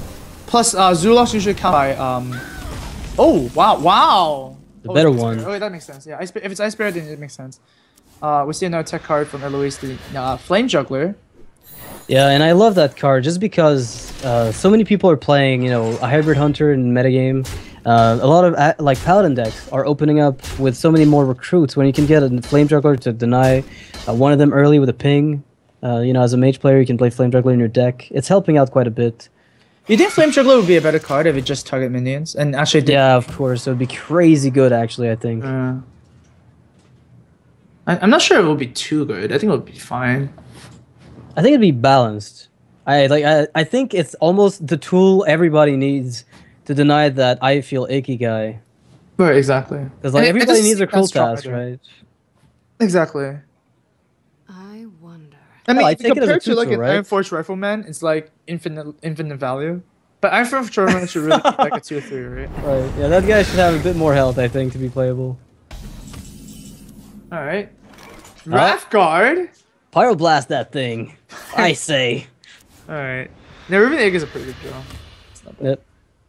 But yeah, once again, Eloise is just looking to seal this game, right? Yeah, you just throw everything on the board. Yeah, this Doomsayer might actually help Taish out a little bit here. I mean, if Fist of Jiraxis ends up hitting that Doomsayer too, and this guy is MVP. All right. What do you have, Taj? Do we have an AoE? Ooh, Emperor. Oh, man. Ice block, fireball, that flame guard, I guess. Oh, it's so awkward. So yeah, I think you should ice block, frostbolt, and then you can actually play Acolyte as well. Oh yeah, frostbolt. I didn't even see the card. Yeah, no, never mind. Never mind the fireball. What am I talking about? Why would you do that? Whoa. What? No, it deals damage, right? Yeah, it deals damage. I mean, it's 6 to the face, so I guess it kind of... Oh, this is great. You were right, Nashin. Oh my god. Never mind the ice block. Don't need anything of that. There's 1 damage on the board. Alright. Well, Eloise can still win. There's a lot of Doomguard top combination deck. cards. Oh, wait, that's 2 damage. And oh, This is so close. wait, it's 1 damage off. Oh no, it's not it yet. Oh, I No, thought it's not in there. It's not quite there. Oh, I it's thought it was one off. No, it's one off. If that flame juggler had hit the face instead of the Oh my Doomsayer. god, that Doomsayer is MVP already, actually. Oh my god, this Doomsayer saved Thais. He doesn't know it yet. Yeah, he does not. He does not know it yet. Oh. Uh-oh. Okay. Emperor Ice Block. Wow, how did Freeze Mage get into this position? Like, I don't know. I have to assume Eloise's Zoo is pretty good at what it does. oh, okay. So what do we do here? We Arcane Inlet into a Frost Nova. That's that would be clutch. Is it? I mean, there's a good chance he picks it up, right? Oh man, never mind. There's a good chance. So I guess you just go for Ice Block, and play the Acolyte again. Wait. You Or- don't want to lose the Ice Block to just board. Oh, this right? is so bad. But So yeah, if you want a Frostbolt, actually just a 2/3, so that doesn't happen. You don't so want. you Frostbolt to Ice Block. Oh man. Oh, we're drawing cards now. We want to fight Ice Lance again. Oh, Frost Nova is pretty good. He's down on the top deck though. Yeah, but what, like? What, like? Yeah, I think you're right. No, I think I absolutely understand your train of thought there. It's, what does that do, really? All right. Ugh. And Well- let's keeping this soul fire is actually gonna be paying off. Oh, whoops, that's a mistake. That didn't quite hit the mark. Okay. Well, that was a tiny bit of a mistake there. Of course, Eloise is not gonna tap. The only way she loses now is to like a top deck, you know, burst or something. So Taj is looking for the Ice Lance. Ice Lance? Oh, another chance. More time. You can even play the Acolyte and ping it. That's Yeah. giving you even more time to find the lethal. Actually, in Taj's perspective, if he Frost Novas, there's actually a chance that he doesn't get his block propped, right? We know it's gonna be like the worst case scenario, and you should actually ping the Acolyte instead. So I guess you just Nova Acolyte and hope that... Because, I mean, it's either that or you play the second Mad Scientist for the Ice Barrier, right? Oh, Ice Mass? That's actually good too. You can also play a... Oh, we can play a Doomsayer. I like this. Well, this Eloise really is going to be close. forced to play that Soulfire. This so far is gonna be so good. Oh my Ooh, god. That's such a bad time The for this. combo! Wait a minute. Such a bad time for it. Alright, Soulfire. If it hits face after the Ice Block. No, oh yeah, Fist could hit the face, right? Yeah. Oh! Visiting the It face did. does nothing there. That's Yeah. pretty funny. She's going to be stuck with an egg. Yeah, we have an egg, but we have an Ice Barrier up. But hey, if Eloise plays 1 Soulfire, we know she probably plays 2. She and then played with one Fist in of the early Jurassic- game, I think. Yeah, Fist of it Jurassic went also- one direction. Oh wait, 1 direction. Yeah. Oh wait. The first one went one direction, Okay, one that's true, direction, that's and the true. second one just Okay, discarded. So, oh wow, so greedy. We're gonna tap here. Okay, I like it. She can still win, but it's gonna take. Hysteria and Thanos. That's One it? time lucky. Nihilum finally picks up a game. Sometimes lucky. Thais gets the win. All right. Well, I mean, there are a lot of cards. To Yeah. be honest, that Taj could have got, but yeah. Hell, it's about time. I think it's about time that those about guys time? get Okay. get a win, right? Like they played pretty well, and now they have a chance to maybe climb back. They're up against Gara and Eloise. Now again, if Eloise goes out again, she can get benched. There's a chance that Nihilum is going to be able to take a lot of wins against the Priest. Maybe up until Life Coach is forced to bring out the slow Paladin, because that can't be a good matchup for them. Right. It's actually quite crazy to think about, like, this whole situation, like this whole 4-1 situation came about just because Taj lost that first Yeah. game, right? Oh, It snowballed out of control after that point. And it's funny because if that match had been won, like the advantage might have gone to them. And the odds were really in their favor, like in that match. Like all throughout the game, every top deck we expected a lethal. And like I think 5 turns in a row, there was like a lethal waiting for Thais to be picked up. And as much as he stalled, it never came. So maybe Nihilum could get themselves a check mark on one of the players and then move on to maybe equalize the series 4-4, which would be pretty insane. It's going to be like a crazy possible reverse sweep. Do you think Temple Storm's going to send out Eloise again with the same deck and risk the bench, or try their hand at Gara? Oh man, if Eloise comes out again and Eloise does lose the match, then Gar has to play Priest like maybe even 2 times, right? So that is a very big risk. So if I'm Nihilum actually right now, I would just if I can choose a deck that can counter both, then obviously really, really good. We're looking at obviously Patron being the counter, right? So maybe just run Patron anyways.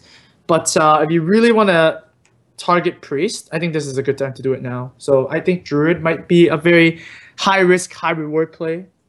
Yeah, a lot of people say that Priest isn't as bad as it used to be against Druid, because I remember initially when, in the old school metagame, Priest was just horrendous. Like, you could never win. Yeah. But things have changed a bit. Priest is now a little bit more consistent across most classes, and Druid is one of their lesser, I guess it's less weak than it used to be against them. But the thing is, Darnassus Aspirant buffing up Druid, sorry. Does that make the matchup any more difficult for Priest?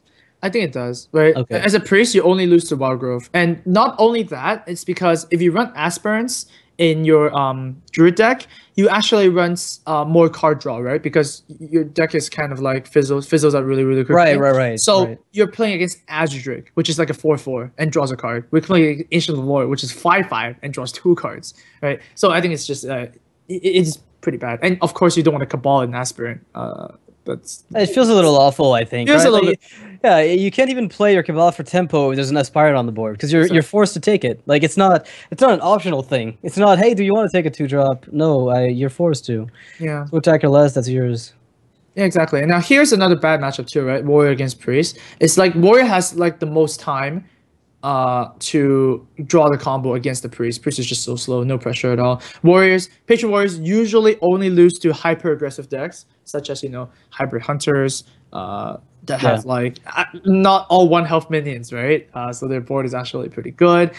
They also lose to Patron is a very good deck. I'm trying to think of decks to beat it right now. But yeah, just very, very fast decks, I guess. So it turns out, I've seen decks though, like Priest, actually able to beat Patron just because of tempo. Like, there are tempo play that can be done with a Dragon Priest. Well, he's playing Dragon Priest. Wait. Oh, yeah. Life Coach is not playing Patron. Oh, yeah, that's right. I know the Gara can play. Like, the new decks for Priests are very tempo heavy. Oh. And if, you don't get your, injured Blade Masters executed, if you get a good Dragon board at any point, it's pretty rough as a warrior to take care of that, I find. Yeah, you're right. And I actually completely forgot that Life Coach is not playing Patron. So I think this might be a very good matchup for Gara. You might get all the tools you need. Of course, Execute. Double weapon. Yeah, double weapon is really good. And yeah, no dragon so far in Gara's hand. You'll be looking to find one. But Execute just makes this matchup so good, right? You just gotta make that Execute land on Ysera. And I believe that Dragon Priests are not running Mind Control right now because Mind Control is such a heavy card. It's way too slow. Like, the metagame hasn't settled so far into the heavy control. So that card very often just loses you the game if you play it against if you draw it against some of the slower decks. The faster deck, that is. Okay, so here do you just play a 1/4? Honestly, I hate doing that. You can heal your guy, but your Fiery War Axe will take care of the Wormrest Agent. You're getting... if I'm going to play that 1/4, I'm going to play it next turn. But then I picked up the Dark Cultist, so why bother? Well, Life Coach here doesn't seem like he has the best thing. Like, War Axe is okay. If you think about Priest, they don't have a 6 health creature at turn 3. Like, it's actually impossible. Well, actually, it's very possible in Gar's. You could, but it's with Powered Shield, but not a 3-drop, right? So I wouldn't mind equipping this War Axe, just to threaten make your opponent more awkward and actually cycle the shield block next turn. You are playing Control Warrior after all, and more stuff. But no, Life Coach does the armor up. He is playing Shield Slam, so that's the thing. Oh, here's a dragon. All right, that's a great pickup for Gara. Finally finds himself a dragon. What's awkward about Chilma is that Chilma is a dragon, but it needs a dragon to do what it does. Right. And I wouldn't be surprised if we saw tournament players forget that they don't have the dragon and rely on the 3 damage AoE. Yeah, the thing about Chilma is kind of cool because you can bluff your opponent too, right? Right. They don't know. There's no dragon. But it's actually one of the weirder cards where if Chilma is a good card, why don't people play Abomination, right? It's kind of achieving the same thing. And I think the main problem is your opponent gets to decide when it dies. You don't decide when it dies. Because when you play it, you have to wait a turn, and your opponent gets the choice. I think the Iron Becal is the deal, because Abomination, when you negate the effect in the mid-game, Iron BKL is already more likely to be played mid-game than late-game. If you're playing threats that need to be silenced, like Twilight Guardians are really problematic if you're playing against them non-stop. Minions that are buffed with Velen's Chosen eat up the silences. So it happens pretty often that Shell Maw will simply not have a silence against it, whereas A-Bomb, if it was played, probably would. All right. Weapon play here for Life Coach. A pretty obvious play, I think. Was there another line of play that you would have considered? You could save the coin and use the War Axe instead. But having the Despite established does help out a lot against like 5/4 creatures. Hey, like that Dragonkin Sorcerer. Oh man, I'm loving this. I'm loving this. Yeah, Dragonkin Sorcerer is amazing here. I mean, next turn it's going to be like a 4/6. And then it's going to be buffed by 2 extra health for 8. Wait, it's pretty strong. So and this turn you just play something to throw to the Despite, right? So I would assume that Wimmer's Agent would be a good play here. Yeah, you could force your opponent to use this weapon. I think that's a great idea. I mean, there's a chance that Life Coach plays it super passively. And just doesn't do it. Just doesn't use the Despite charge. Yeah, I'm curious to know if he's gonna do anything like that. Because I mean, you could just smash, like pass your turn and hope that your opponent ends up trying to train into Zombie Chow, and then you can maybe get that execute value on the next drop that comes after it. Yeah, it seems like Gar is a little bit wondering if he wants to just use another move completely, like maybe just play Technician and power shield it. That could be a play. Yeah, he definitely wants to eat up the axe, though. I think you're right. Like, he wants to throw something on the board so that Life Coach will feel like it's going to be good enough value with the Death Bite when it's not. Brawl is pretty decent against the Dragon Priest, I would say. Yeah, it's one of the key... I think in this matchup, it's funny how Control Warrior get absolutely wrecked with Varian Rin by Light Bomb.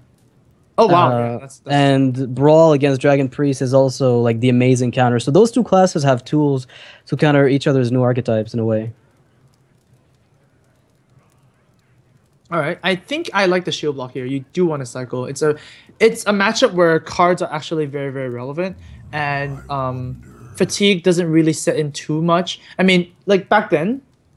Back in the days. Oh my god! Back in the old days, where priests were running double mind control, you know, Ragnaros, Zera, stuff like that. You know, it's just so heavy, and those games tend to go to fatigue, right? But I think I love the cycle here. Life Coach is also running Bash, which is a very bad card against priests, so you really need to dig deeper. Alright, Gara got the Death Bite out of the way, so he must be feeling pretty happy about playing the potential Dragonkin Sorcerer. But again, it's the same problem we ran into. Like in this situation, is if you use your buff, sure you're cycling it, but you're wasting the potential if there's an execute, because you basically feed him like Dragonkin Sorcerer, like one of your biggest. Like in Dragon, it's kind of your holy champion, right? It's like your big mid-game threat. And if he's got the execute, then it feels a little awful.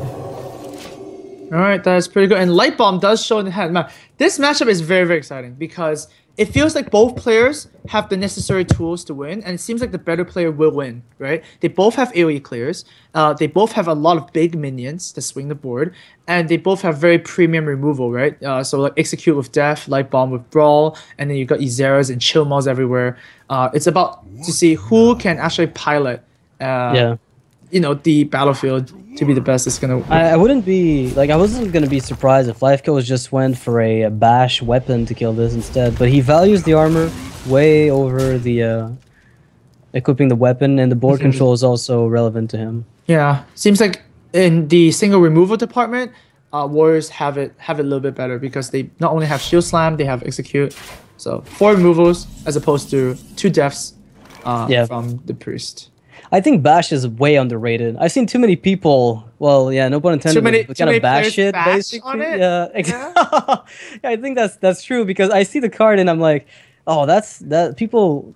It's kind of like when people saw Dark Bomb. Like a lot of players said, of course, you know, most pros acknowledged that card was bonkers for Warlocks, but a lot of people realized that it's objectively worse than Frostbolt.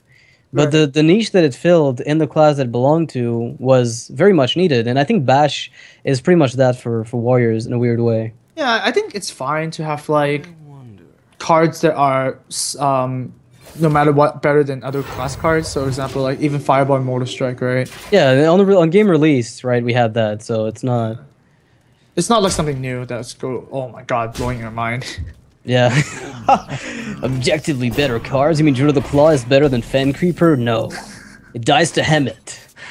That's true. There's always something. There's always something. Now, Chillmaw's gonna come down for Gara. Seems like a very good. The crowd is cheering on the top left there. Pretty cool. And once again, Chillmaw does deal 3 damage across the board when it dies, and not only 2. So I guess Life Coach here is just looking to keep the Belcher alive and use everything else to clear it. But then he does lose all his armor. Yeah, you can play another Belcher and armor up. So I think that buys you enough time to then armor up for multiple turns in a row after this. Because what's happening is he wants to make sure he gets Ysera out on 9, right? Like that's the key. So what he's trying to do here is find a way to navigate to turn 9 in a comfortable position. And the best way to do that is probably to set up the Sludge Belcher. Maybe next turn. Like you might play the Acolyte now if you're not afraid of Cabal because it's Dragon Priest. So it really depends on what he knows about the matchup. Because it's a very young deck. Is he just gonna bash this? Actually, bash is actually really good. I mean, after all that analysis of like playing Ysera on that turn, just bash is pretty. Yeah, but this is like the reason this is such a good play from Life Coach is that on turn 8 he can play even if the Belcher dies now, he gets another taunt before turn 9, which protects Ysera. That's true. From a potential bigger board. Wow, bash is actually pretty good there, Masters. You might be right. It actually not only saved 6 health, it actually gained 3 health as well. So it's like a 9 health swing. So you basically Pyroblast yourself for healing. Wow. Well, yeah, you healing touch, right? Yeah, so 3 mana Pyroblast yourself. Or that sounds very good. Yeah, you know what? I think Handlock might play that. Get those Moltons out. Oh, Handlock would definitely play that. It seems like Handlock doesn't have like a 3-drop, right? Yeah. It's always just like BGH, and that's pretty much That's it. pretty much it, yeah. I mean, that's why we've seen Demon Handlock try to attempt, all the M-Gang boss inclusions and all. We're doing Farce here, but again, it feels very, a little less impactful than you'd like. Gar's thinking where to, wait, what? I don't think Gar has anything else to play here, just like heal, I guess. I guess you can bluff like more plays. You could just, I think you have to just go for the card draw. It's too good not to take. Like double clerk and just draw a card? Draw 2 cards? Yeah, I'd take it. In this position, I think I'd take it. I'm already somewhat ahead of the Warrior on cards, like by a small margin. If I can just make sure that my card quality is at least as good as his, I think I can take the game. Okay, well, this is not just strictly you draw 2 cards. The Acolyte Pain is going to draw a card for Life Coach now. Great draw here. Yep. So everybody gets cards. Yeah, Life Coach really picking up a nice shield block here because it's going to weave itself in perfectly with the Belcher to set up for the Ysera. Right. Can we have a card count for these guys? I mean, we're looking at possibly a fatigue match too. So 15 right now for Gara and 15 16. for... So it's pretty close. It's like around the midway point. No player has a massive edge just yet. Now, Ysera will fall to Vol'jin. Well, not quite fall, but that's a lot of health on a Vol'jin. Yeah, exactly. And like we said, Life Coach already used Execute, but then Shield Slams could take care of it. Man, this match is just so cool. Everybody is given all the options.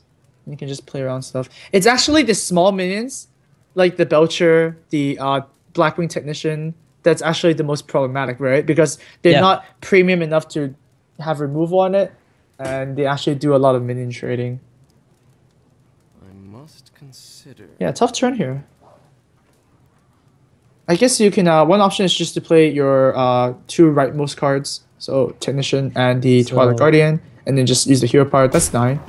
Yeah, that's a bit of an awkward thing with the Twilight Whelp, is in the mid-game, if you don't find it early game to make a Zombie Chow, it's still an enabler for everything else for the rest of the game. So it stays there as a, like, you'll never play it, almost. Exactly. Later in the game. Yeah, it's actually a very good good point there, because when I first looked at Twilight 12, it's like, why would I want to play a worse Zombie Chow? But I guess just because like more dragons were introduced and also Rimmer's Agent was introduced, right? Of course. Then this actually happens quite a bit, where Twilight Whelp is just good in your hand. It's just like a battery card.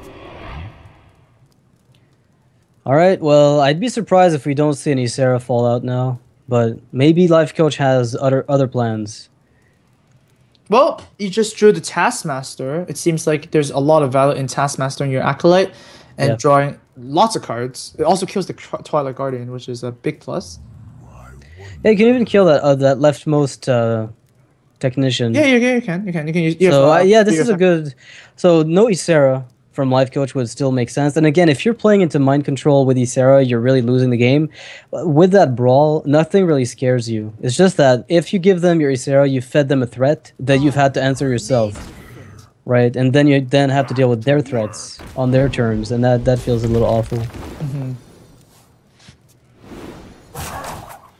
The armor gain. Armor gain is pretty sick. All right, here's another card. Oh, Varian. Light Bomb for the win. I believe in the Light Bomb.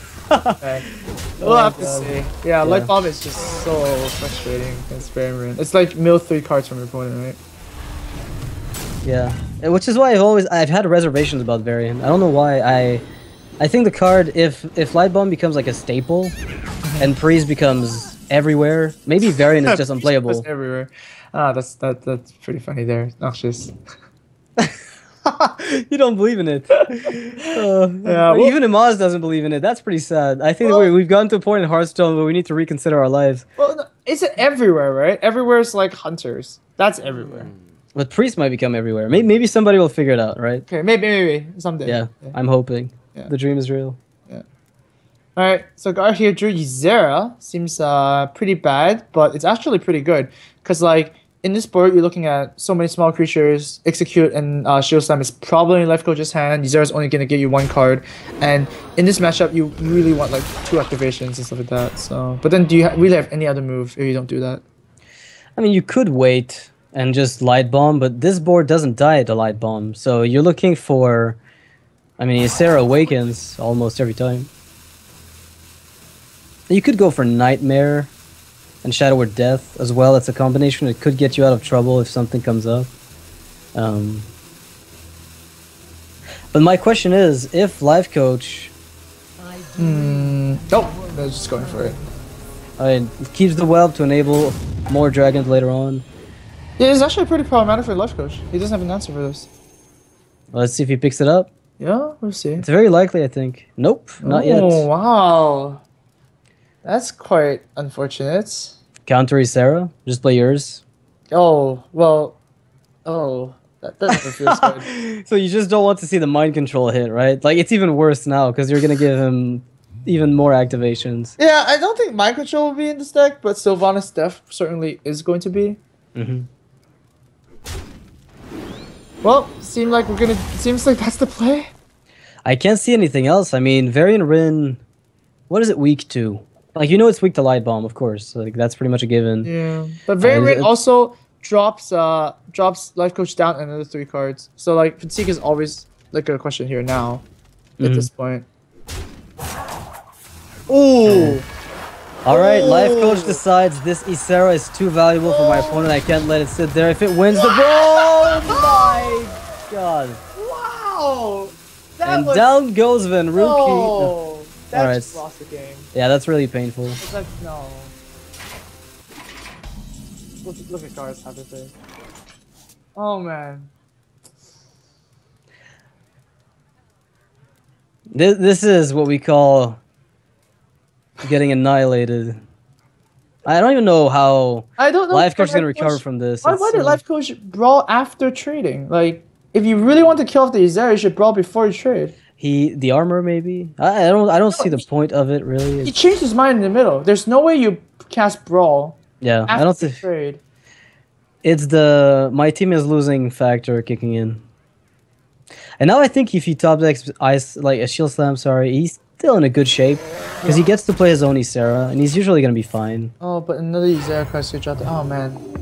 Yeah. Life Coach is visibly very stressed out.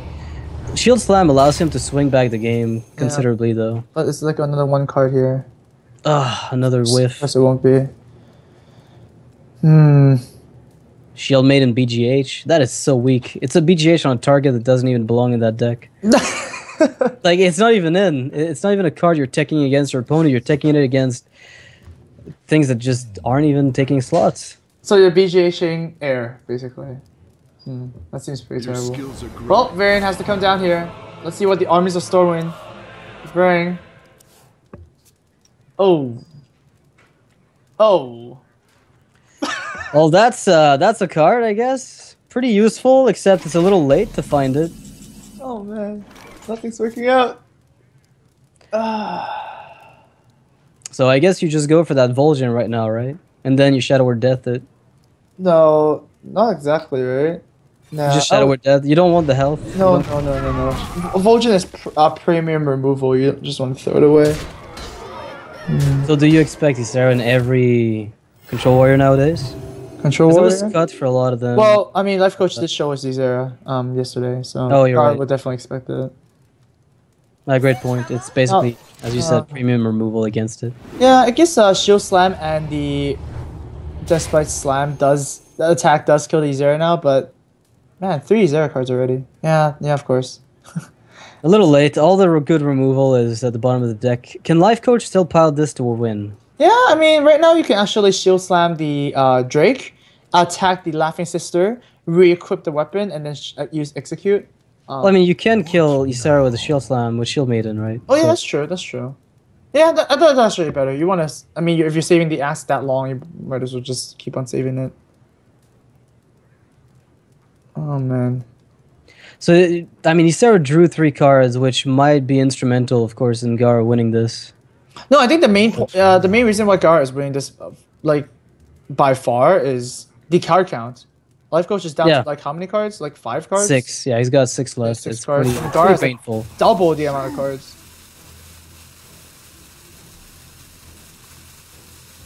All right, one way for Life Coach to win is the Ysera. His Ysera sticks on the board for a long time.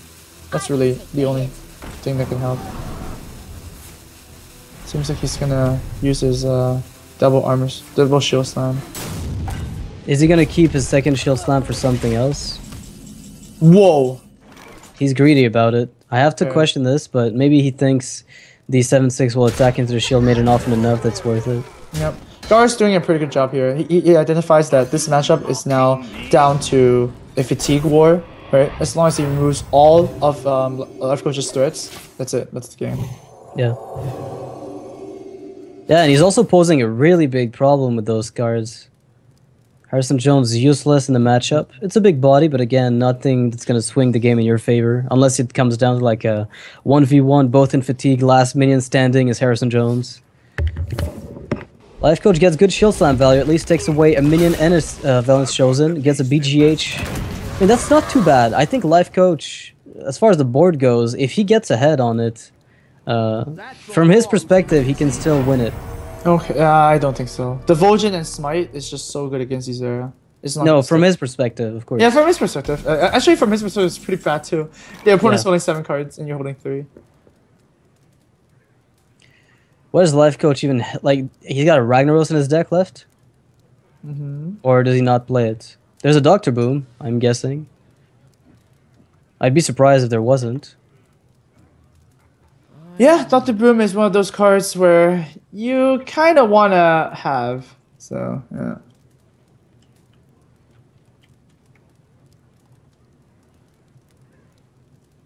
Well, all the options available for Gara. Yeah, he's got almost too many of them. I mean, there's nothing on the board that's going to stick there if he doesn't want it to. I must consider. And the only way Gara loses this if he's overzealous about wasting his removal. Yeah. I mean, you could Light Bomb here, probably. You've seen Varian Rin. That's kind of your Light Bomb target. Ysera comes out, you've got Vol'jin Smite. A big threat like Grom comes out, you've got Shadow Word Death. Actually, yeah, there's only like 2 more threats that Life Coach hasn't drawn yet, right? It's the Dr. Boom and the Grom. Maybe he's just gonna Nova here because it's so. This is the only value you'll ever get out of it, and it acts as a Light Bomb. You don't really care for that 3/5 since it's gonna be a Fatigue War. Yeah, makes sense. And Light Bomb is one of your premium removals, so Yeah. that does make sense. I dream. Nope, Alright. not gonna play that ever. Thinks Life Coach. What is Azra's gonna draw? Nightmare. That's some Grom Burst, but she's gonna have to draw a bit more than that, and it's not gonna happen. Yep, that's just gonna get wrecked. A 6/12. Casual 6/12. I was just casually buffing my minion to 12 health, thank you.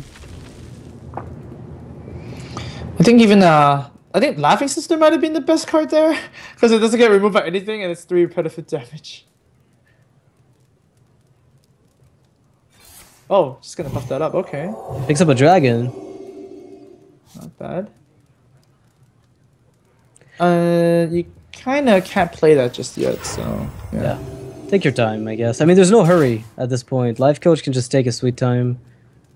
I mean, Gara can take a sweet time because I mean, he even put on sunglasses. I think that's a great sign, right? Yeah. Like he casually put on sunglasses sometime in the last. I don't know. This match has gone on what 35 minutes. Priest versus Warrior. So in the last 35 minutes. I don't like that Acolyte. I think Gara can actually just play Light Bomb here. Oh man, light bomb to make him draw. Yeah. Welcome to hell. That might be worth the light bomb. Life Coach just looks like a man who lost his entire family to a tsunami and is forced to play the card game. I don't know. It just feels like the Acolyte was definitely not right there. It also means that Life Coach can't actually use the axe now because the Acolyte would do too much. Gara is basically never gonna lose anything to this axe. I don't know how. Is there a way that Life Coach can still win if he runs Alex Straza? Can he? I can win if he runs Alex Straza. Well, yeah, because Alex Straza into Grom with Nightmare is enough to push his opponent out of the game. But I think he cut it. I don't think he has it. You think he plays what instead? Ysera? Yeah, Ysera instead. If Ysera, Varian, and Dr. Boom, and we have like what Emperor, Sylvanas hasn't been seen yet. Just how many bombs do you need? Oh, it's 2 more cards. But honestly, if he reduces the cost of both of them, no, that's it. It's Grommash and Dr. Boom. So he wants to draw the Gromash right now and then follow it up with Dr. Boom. Whoa! There's no Grom. There's no Grom. There's no Grom. There's no Grom. There's no Grom. Actually, he might still win, right? Because look at those threats. There's a chance. Yeah. Like, so small. No. Alright, so Blackwing Corruptor on that thing and then Shadow Word Death the Dr. Boom. Just hit the Acolyte once more, right? The last one for the road. Oh man, I don't think at this point you really death. care. I don't think you care anymore. You just need to like remove all the threats. Yeah, your opponent's fatigue is gonna raise yours just way more. So I think I'll be perfectly fine with death here. Shadow Word Death and just play a whelp. You don't even need to play anything, to be honest. Just one whelp. I mean, sure. Okay, maybe you can play it after. I mean, it doesn't really matter. It doesn't really matter. In the end. Oh man, I feel a little bit bad now. Look at Life Coach. He's just. Yeah, he's a dead man walking. That's definitely what's going on. He's got this look about him. Oh. Gar's like tormenting Life Coach at this point.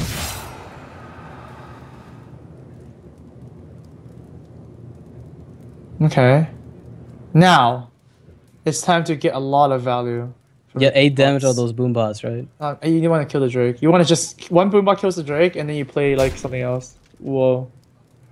What's happening? Is this how you win? I mean, there's still a chance because right now Gara can't kill those big threats from the opponent. Yeah. 6 damage. Okay, that's not bad. But I really disagree on like using the Despite like that. Despite is your removal.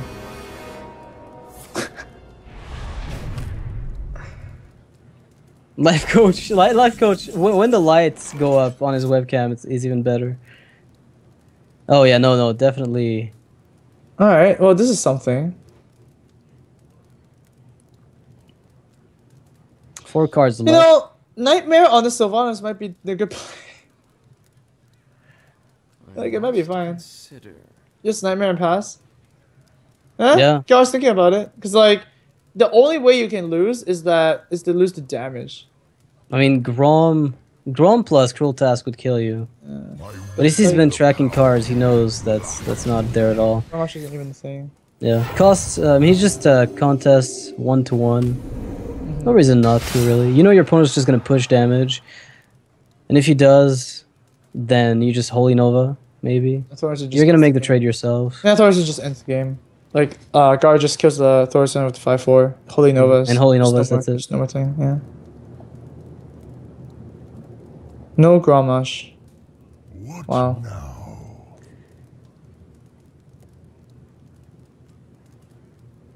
Is life coach actually thinking this turn true? Like, does he think there's a chance? No, there's just no way, right? Okay, you think he's pondering the meaning of life right now, then? Yeah, Because he seems like he's caught up in some deep thinking right here. it's like the RDU thing again, where just Yeah. it's not working out. I mean, this is your only move, so go ahead. And then Gar's just gonna give him bad news.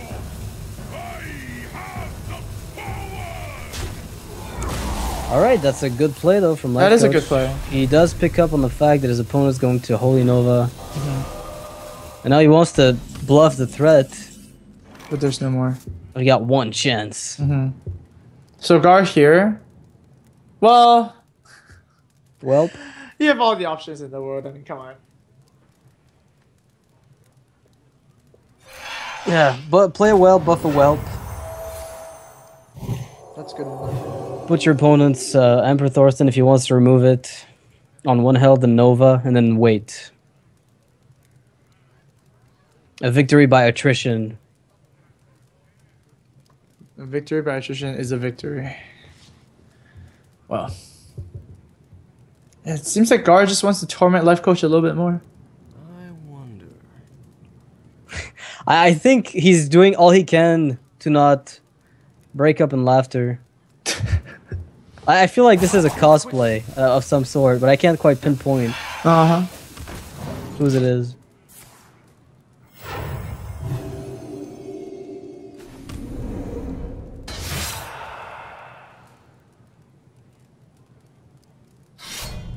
Life coach. Pushing for the face with a 5-5. He hopes he can get 2 rounds of damage in, but he knows he's not going to win this fatigue race because he's already way behind and going to die in like a few turns if his opponent decides to push. Gara has all the deck list of his opponent now. Not that it matters, but... Life coach is going to leave this, doesn't want the extra information, knows that his opponent could just wait it out if he wanted and not give it away. That was a tough match. Nihilum down in the dumpster, 5-1 for Temple Storm. Eloise has one deck left, that Wrathguard Zoo that we saw earlier. If that proves to be her weakness, then maybe the entire lineup from Nihilum could counter it. And I'd venture to say it's not impossible, because it's the type of deck that can definitely be so inconsistent because of the fact that it's somewhat novel and untested, unrefined, right? Like, it's got elements that aren't exactly refined. And if it turns out that it's so weak that Nihilum can reverse sweep it, then that's going to be history for Nihilum. Like, this team league, I will remember forever just because of that crazy roller coaster ride for them. Yeah. Well, I mean, let's do a little good news first. If Nihilum actually loses Smash, they're not out of the league yet. They go to the final Friday bracket, but they just want to get the win right now, right? And like you said, Eloise's Zulok could have a chance to just drop all the games. I mean, I feel more comfortable facing against Zulok 5 times than facing against Freeze Mage 5 times. Right. The matchup is less polarized. Exactly. Like, you have less chance to just lose a 90%, 10%, right, in a specific matchup. Yep. So it's going to be like, it's a more well-rounded deck. So as a result of that, your matchups tend to hover, you know, in the 65-35 range at worst. So you still stand a chance no matter what you're playing up against it very often. So we'll see exactly if Nihilum can take it. I don't know if they have tools to defeat it, because the Mech Shaman from RDU is, I want to say, like, kind of a weak point. But if you can Lava Burst or Wrathguard, maybe that's like a... You're kind of happy about it. Yeah, you're fulfilling 2 things at once. You're going face and clearing the board. That's like something you do very often against Zoo. You have to choose, like, and the Wrathguard gives you the opportunity to do both. Yeah. Seems like the hardest matchups for Nihilum against the Zoo deck is going to be the Druid. The Paladin is going to be quite hard. And Control Warrior is actually going to be a little bit hard too, where you actually need the start. Otherwise, your opponent just runs the board. And we know that Eloise is running a little bit more heavy creatures, right? We have the Wrathguard. A Flame It into Wrathguard is 7 power on the board at turn 2. And that's a lot. That requires immediate removal. So, yeah, I'm just going to wait a little bit longer for Nihilum to pick their deck. Yeah, I think they also need to recover from the, I guess, the mental exhaustion that comes from taking 5 losses this way in this event. You know, when they're so close to maybe just getting to the finals directly after all the things they had to do to get back in a position where they could. Wow, Alright, I life can't coach believe is life coach back. is queuing again. That's pretty. That's something definitely. Yeah, maybe he needs it. Maybe he needs it for his sanity to stay sane. All right, and it's not even that good a matchup, right? It's all right if you can shield slam a Radgar for 32. Yeah, I guess Bash helps, but like, It's pretty sweet. Okay, I guess Eloise is playing the Shield Bear as well, so that's Yeah, something. yeah, The Shield you're- Bear is actually good against Warrior, right? He'd You have two actually weapon do hits. protective dice. It was actually one of the things that I think made it like one of the better minions than Zoo in the first iteration of Zoo, or the first few iterations of Zoo. It protected everything, and Warrior played Fire War Axes. All the other decks, like Zoo mirror matches, were also improved by it because they would waste two attacks with the 3 attack minion into your Shield Bearer. Speaking of Bearer, this Lance Carrier is pretty sweet. This Lance Carrier is gonna actually buff the Flame Imp next turn and kind of get the give win for you the Flame Imp, right? Because Life Coach has to remove it twice, which is pretty sweet. And 10 damage taken from a 1-drop. That sounds about balanced. Yeah. But then again, all she's going to be left with is a 1-2 after this, right? So we have to just put that into perspective. Sure, she's gaining a huge burst right off the bat, but it's going to fade away very soon. Like, the advantage of it. Actually, it would be a pretty smart play to play Wolf here instead, because it lines us perfectly, right? If Life Coach plays a Armor Sphere, and then you Lance carry the Wolf, it can actually kill it. Great call. He's gonna. I mean, Eloise just sees that, and Life Coach is probably gonna go for that play. Oh, Bash would be perfect, but no, not quite. And down goes the Wolf, I guess. Life Coach though is getting a Death Bite next turn into double. I want to point it out. Like, there's a double Shield Maiden, so he's not quite out of it. Those are pretty big tempo plays.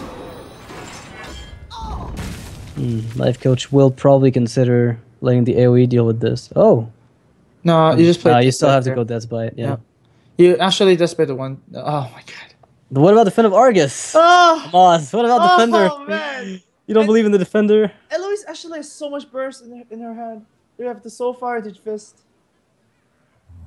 I wonder. No. It hurts me to see that much burst in a Zoo hand. It's crazy good. This is pretty over. Like, it's crazy to think that the Lance Carrier is giving Zoo another Abusive Sergeant, but better. When they get the initiative on the board, they can maintain it even further. Just like they're pushing Face Hunter-like damage very early because of that Lance Carrier. Right, and of course, the dream for Lance Carrier is that the minion does survive, so the buff stays around. Yeah, exactly. So you're getting so much value out of it. But against weapon classes, it's pretty insane. Life Coach really needs to hit this Flame Imp. It doesn't look good, but you have to do it. You have to hit this Flame Imp. Although I guess if you play Belcher, you can probably tank the Flame Imp with it, and then play Shield Maiden and keep your weapon. Yeah, just wait for Soulfire and Fist to happen. Well, it'll still run to the slime, right? Yeah. So if you think about it, this play from Life Coach is still pretty okay. Oh man. Absolutely. Take that. 6 damage. Bash. No bash. Oh my goodness, that's a lot of damage. We have to do it. There's no other choice. But this is where he stabilizes, I think. Unless Yeah, Eloise is a 3-drop. 3-drop would be perfect here. That's really good too. Yeah, that's perfectly fine. If it juggles, that will be insane. If it juggles, I'm going to cry for Life Coach tonight. Okay. A 6-1. Wait, is that the worst that's ever happened? I've seen 6-2. 6-1 is... Yeah, it's the worst. There's no 6-0s, so obviously 6-1 is the worst. Wow. Nice job, Juggler. You shall not pass. So how does this work? Does Death Rattle trigger before the discard? I'd imagine not. No, fist first. Okay. So Shield Maiden comes down. It'll weather what damage is already on the board, but if she picks up... Okay. That's something. That's a little bit of hope. So basically, Life Coach needs to stall until he gets a Brawl. Or Bash. I mean, Bash is such a crazy swing card. Bash is really good Yeah. in this matchup, yes. That's true. Let's see what she picks up. It's the Doom Guard. Somebody's going to cry. No, it's not. And... Oh. Wow. Actually, Argus here is not that good. Because, like, Shield Bear is... You're right, you're supposed to protect your things, Exactly. but then Defender does the opposite. You know what I find funny about that guy is that he actually doesn't protect anyone, right? Like, his shield is hidden behind friendly lines. It actually doesn't defend anybody. He gives people shields. I vote that we change the battle cry of the guy to defend me, because he really does nothing.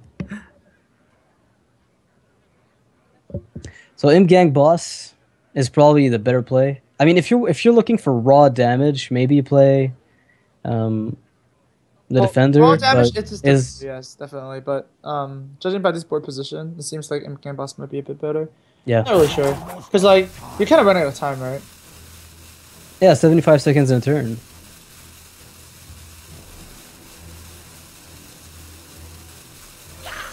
Alright, let's go for that. The best card for Life Coach would probably be either Bash or Despite. Despite actually removes this shield bearer. No, not that. Not the best of cards, but after another Shield Maiden, I think you're going to feel a little safer, because now you can start using those 5/5s as trading tools, right? Oh, actually, I think you use the War Axe here, just to remove the board. So Shield Block, War Axe, Armor Up. Actually, yeah, you're right. That's going to give you a much better curve, and you get 7 armor instead of just the 5. And I think you actually Shield Block first. Mm-hmm. Because if you find a Bash, you would play that one instead. I really like Bash. I just love that card so much. I don't know why. Like this card just seems super well designed.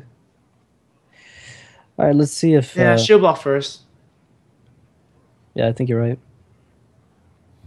Armor is negligible, I think, right now. Your opponent is always going to remove all your armor. If you pick up a Shield Slam, would you use that instead of the armor? Yes, you just. Of course. You have to remove everything. So if you pick up a Shield Slam, you actually remove the Game Boss. Well, kinda. But. Oh no. I mean, if he armors up, he's gonna be on 13 health, right? So Doomguard wouldn't kill him just yet. Okay, let's see here. He doesn't Shield Block first, Shield Blocks afterwards. Life Coach is... The rope is running out! The rope is running out! Oh! Slam! Yep. He got it. He got it off. He got it off. All right. Oh man. He didn't remove that much damage from the board. Actually, he removed 1 and didn't really get the extra 2 armor he could have gotten. Ooh. Nice pick up by Eloise. Perfectly on curve. Mix of raw damage. But it's still up for... This game is still up for grabs. Even though it's looking really bad for Life Coach, he still has 1 more Shield Maiden. Oh. No, not the card we want to see. Yeah, he's looking for his removal pieces right now. That and anything that will give him health. Anything that stalls the game. You even hit the Shield Maiden. Or do you actually trade the Shield Maiden against... Oh man, this is tough. You have to do it, like, I think you have to do it against a 2/2 to play for value. Oh man, you're playing for value now. Your health is dwindling down. Doomguard is not lethal yet. Oh! 1 off lethal. Oh man! 1 off lethal. If Eloise picks up that Soulfire. Any of those would do it. Oh! That's also really good, actually. That's also really... Can Life Coach do this? Brawl? Not even... Brawl doesn't do it, because he's still dead. So we need Varian Rin to double Belcher, right? Varian Rin can't be played on 9, so... Oh, whoops. Belcher number 2, I guess. Belcher is one way to do it, I guess. Yeah. Yeah, Belcher number 2 is actually all that saves him. I think. Wait, Alex Straza? No, he doesn't play Alex, that's right. Ysera's gonna be the top deck, right? No, that's it. That's it. Oh, Tempo Storm, it's going through to the finale, and Nihilum drops short once again, and it's going to try again in Friday's match. But yeah, congratulations, Tempo Storm. You're gonna make crazy series. That was the most crushing victory I think I've seen from any of the matches that I've ever seen in Archon Team League so far. This is absolutely so crushing. Yeah, well, that's a bit unfortunate for Nihilum. Hopefully, they get a better lineup, tomorrow. So we're going to be seeing Team Archon versus Force and Boys after this, if I'm not mistaken, which will determine who gets to play the deciding match, right? To get to the finale. Yeah, not only does that determine the deciding match, it also determines who exits the Archon Team League early. Well, not early. They'll come out at 6th place. I mean, it's not a bad standing, but of course, you wish to go a little bit further than that, right? Yeah, you want to get to that top 3. Not even the top 4. You want to get to that top 3 because that's where the prizes are. For the, for the fame purpose, I guess you could go top 4 and say I was really close to the prize pool, but ultimately you're looking to get that podium placement in the tournament. All right, well, I guess we'll be taking a short break, guys, and then we'll be back with Force and Boars versus Team Archon. That was a really good match. I'm pretty happy to have seen it. Yep. So, yeah, we'll be back after the break, guys. Don't go anywhere.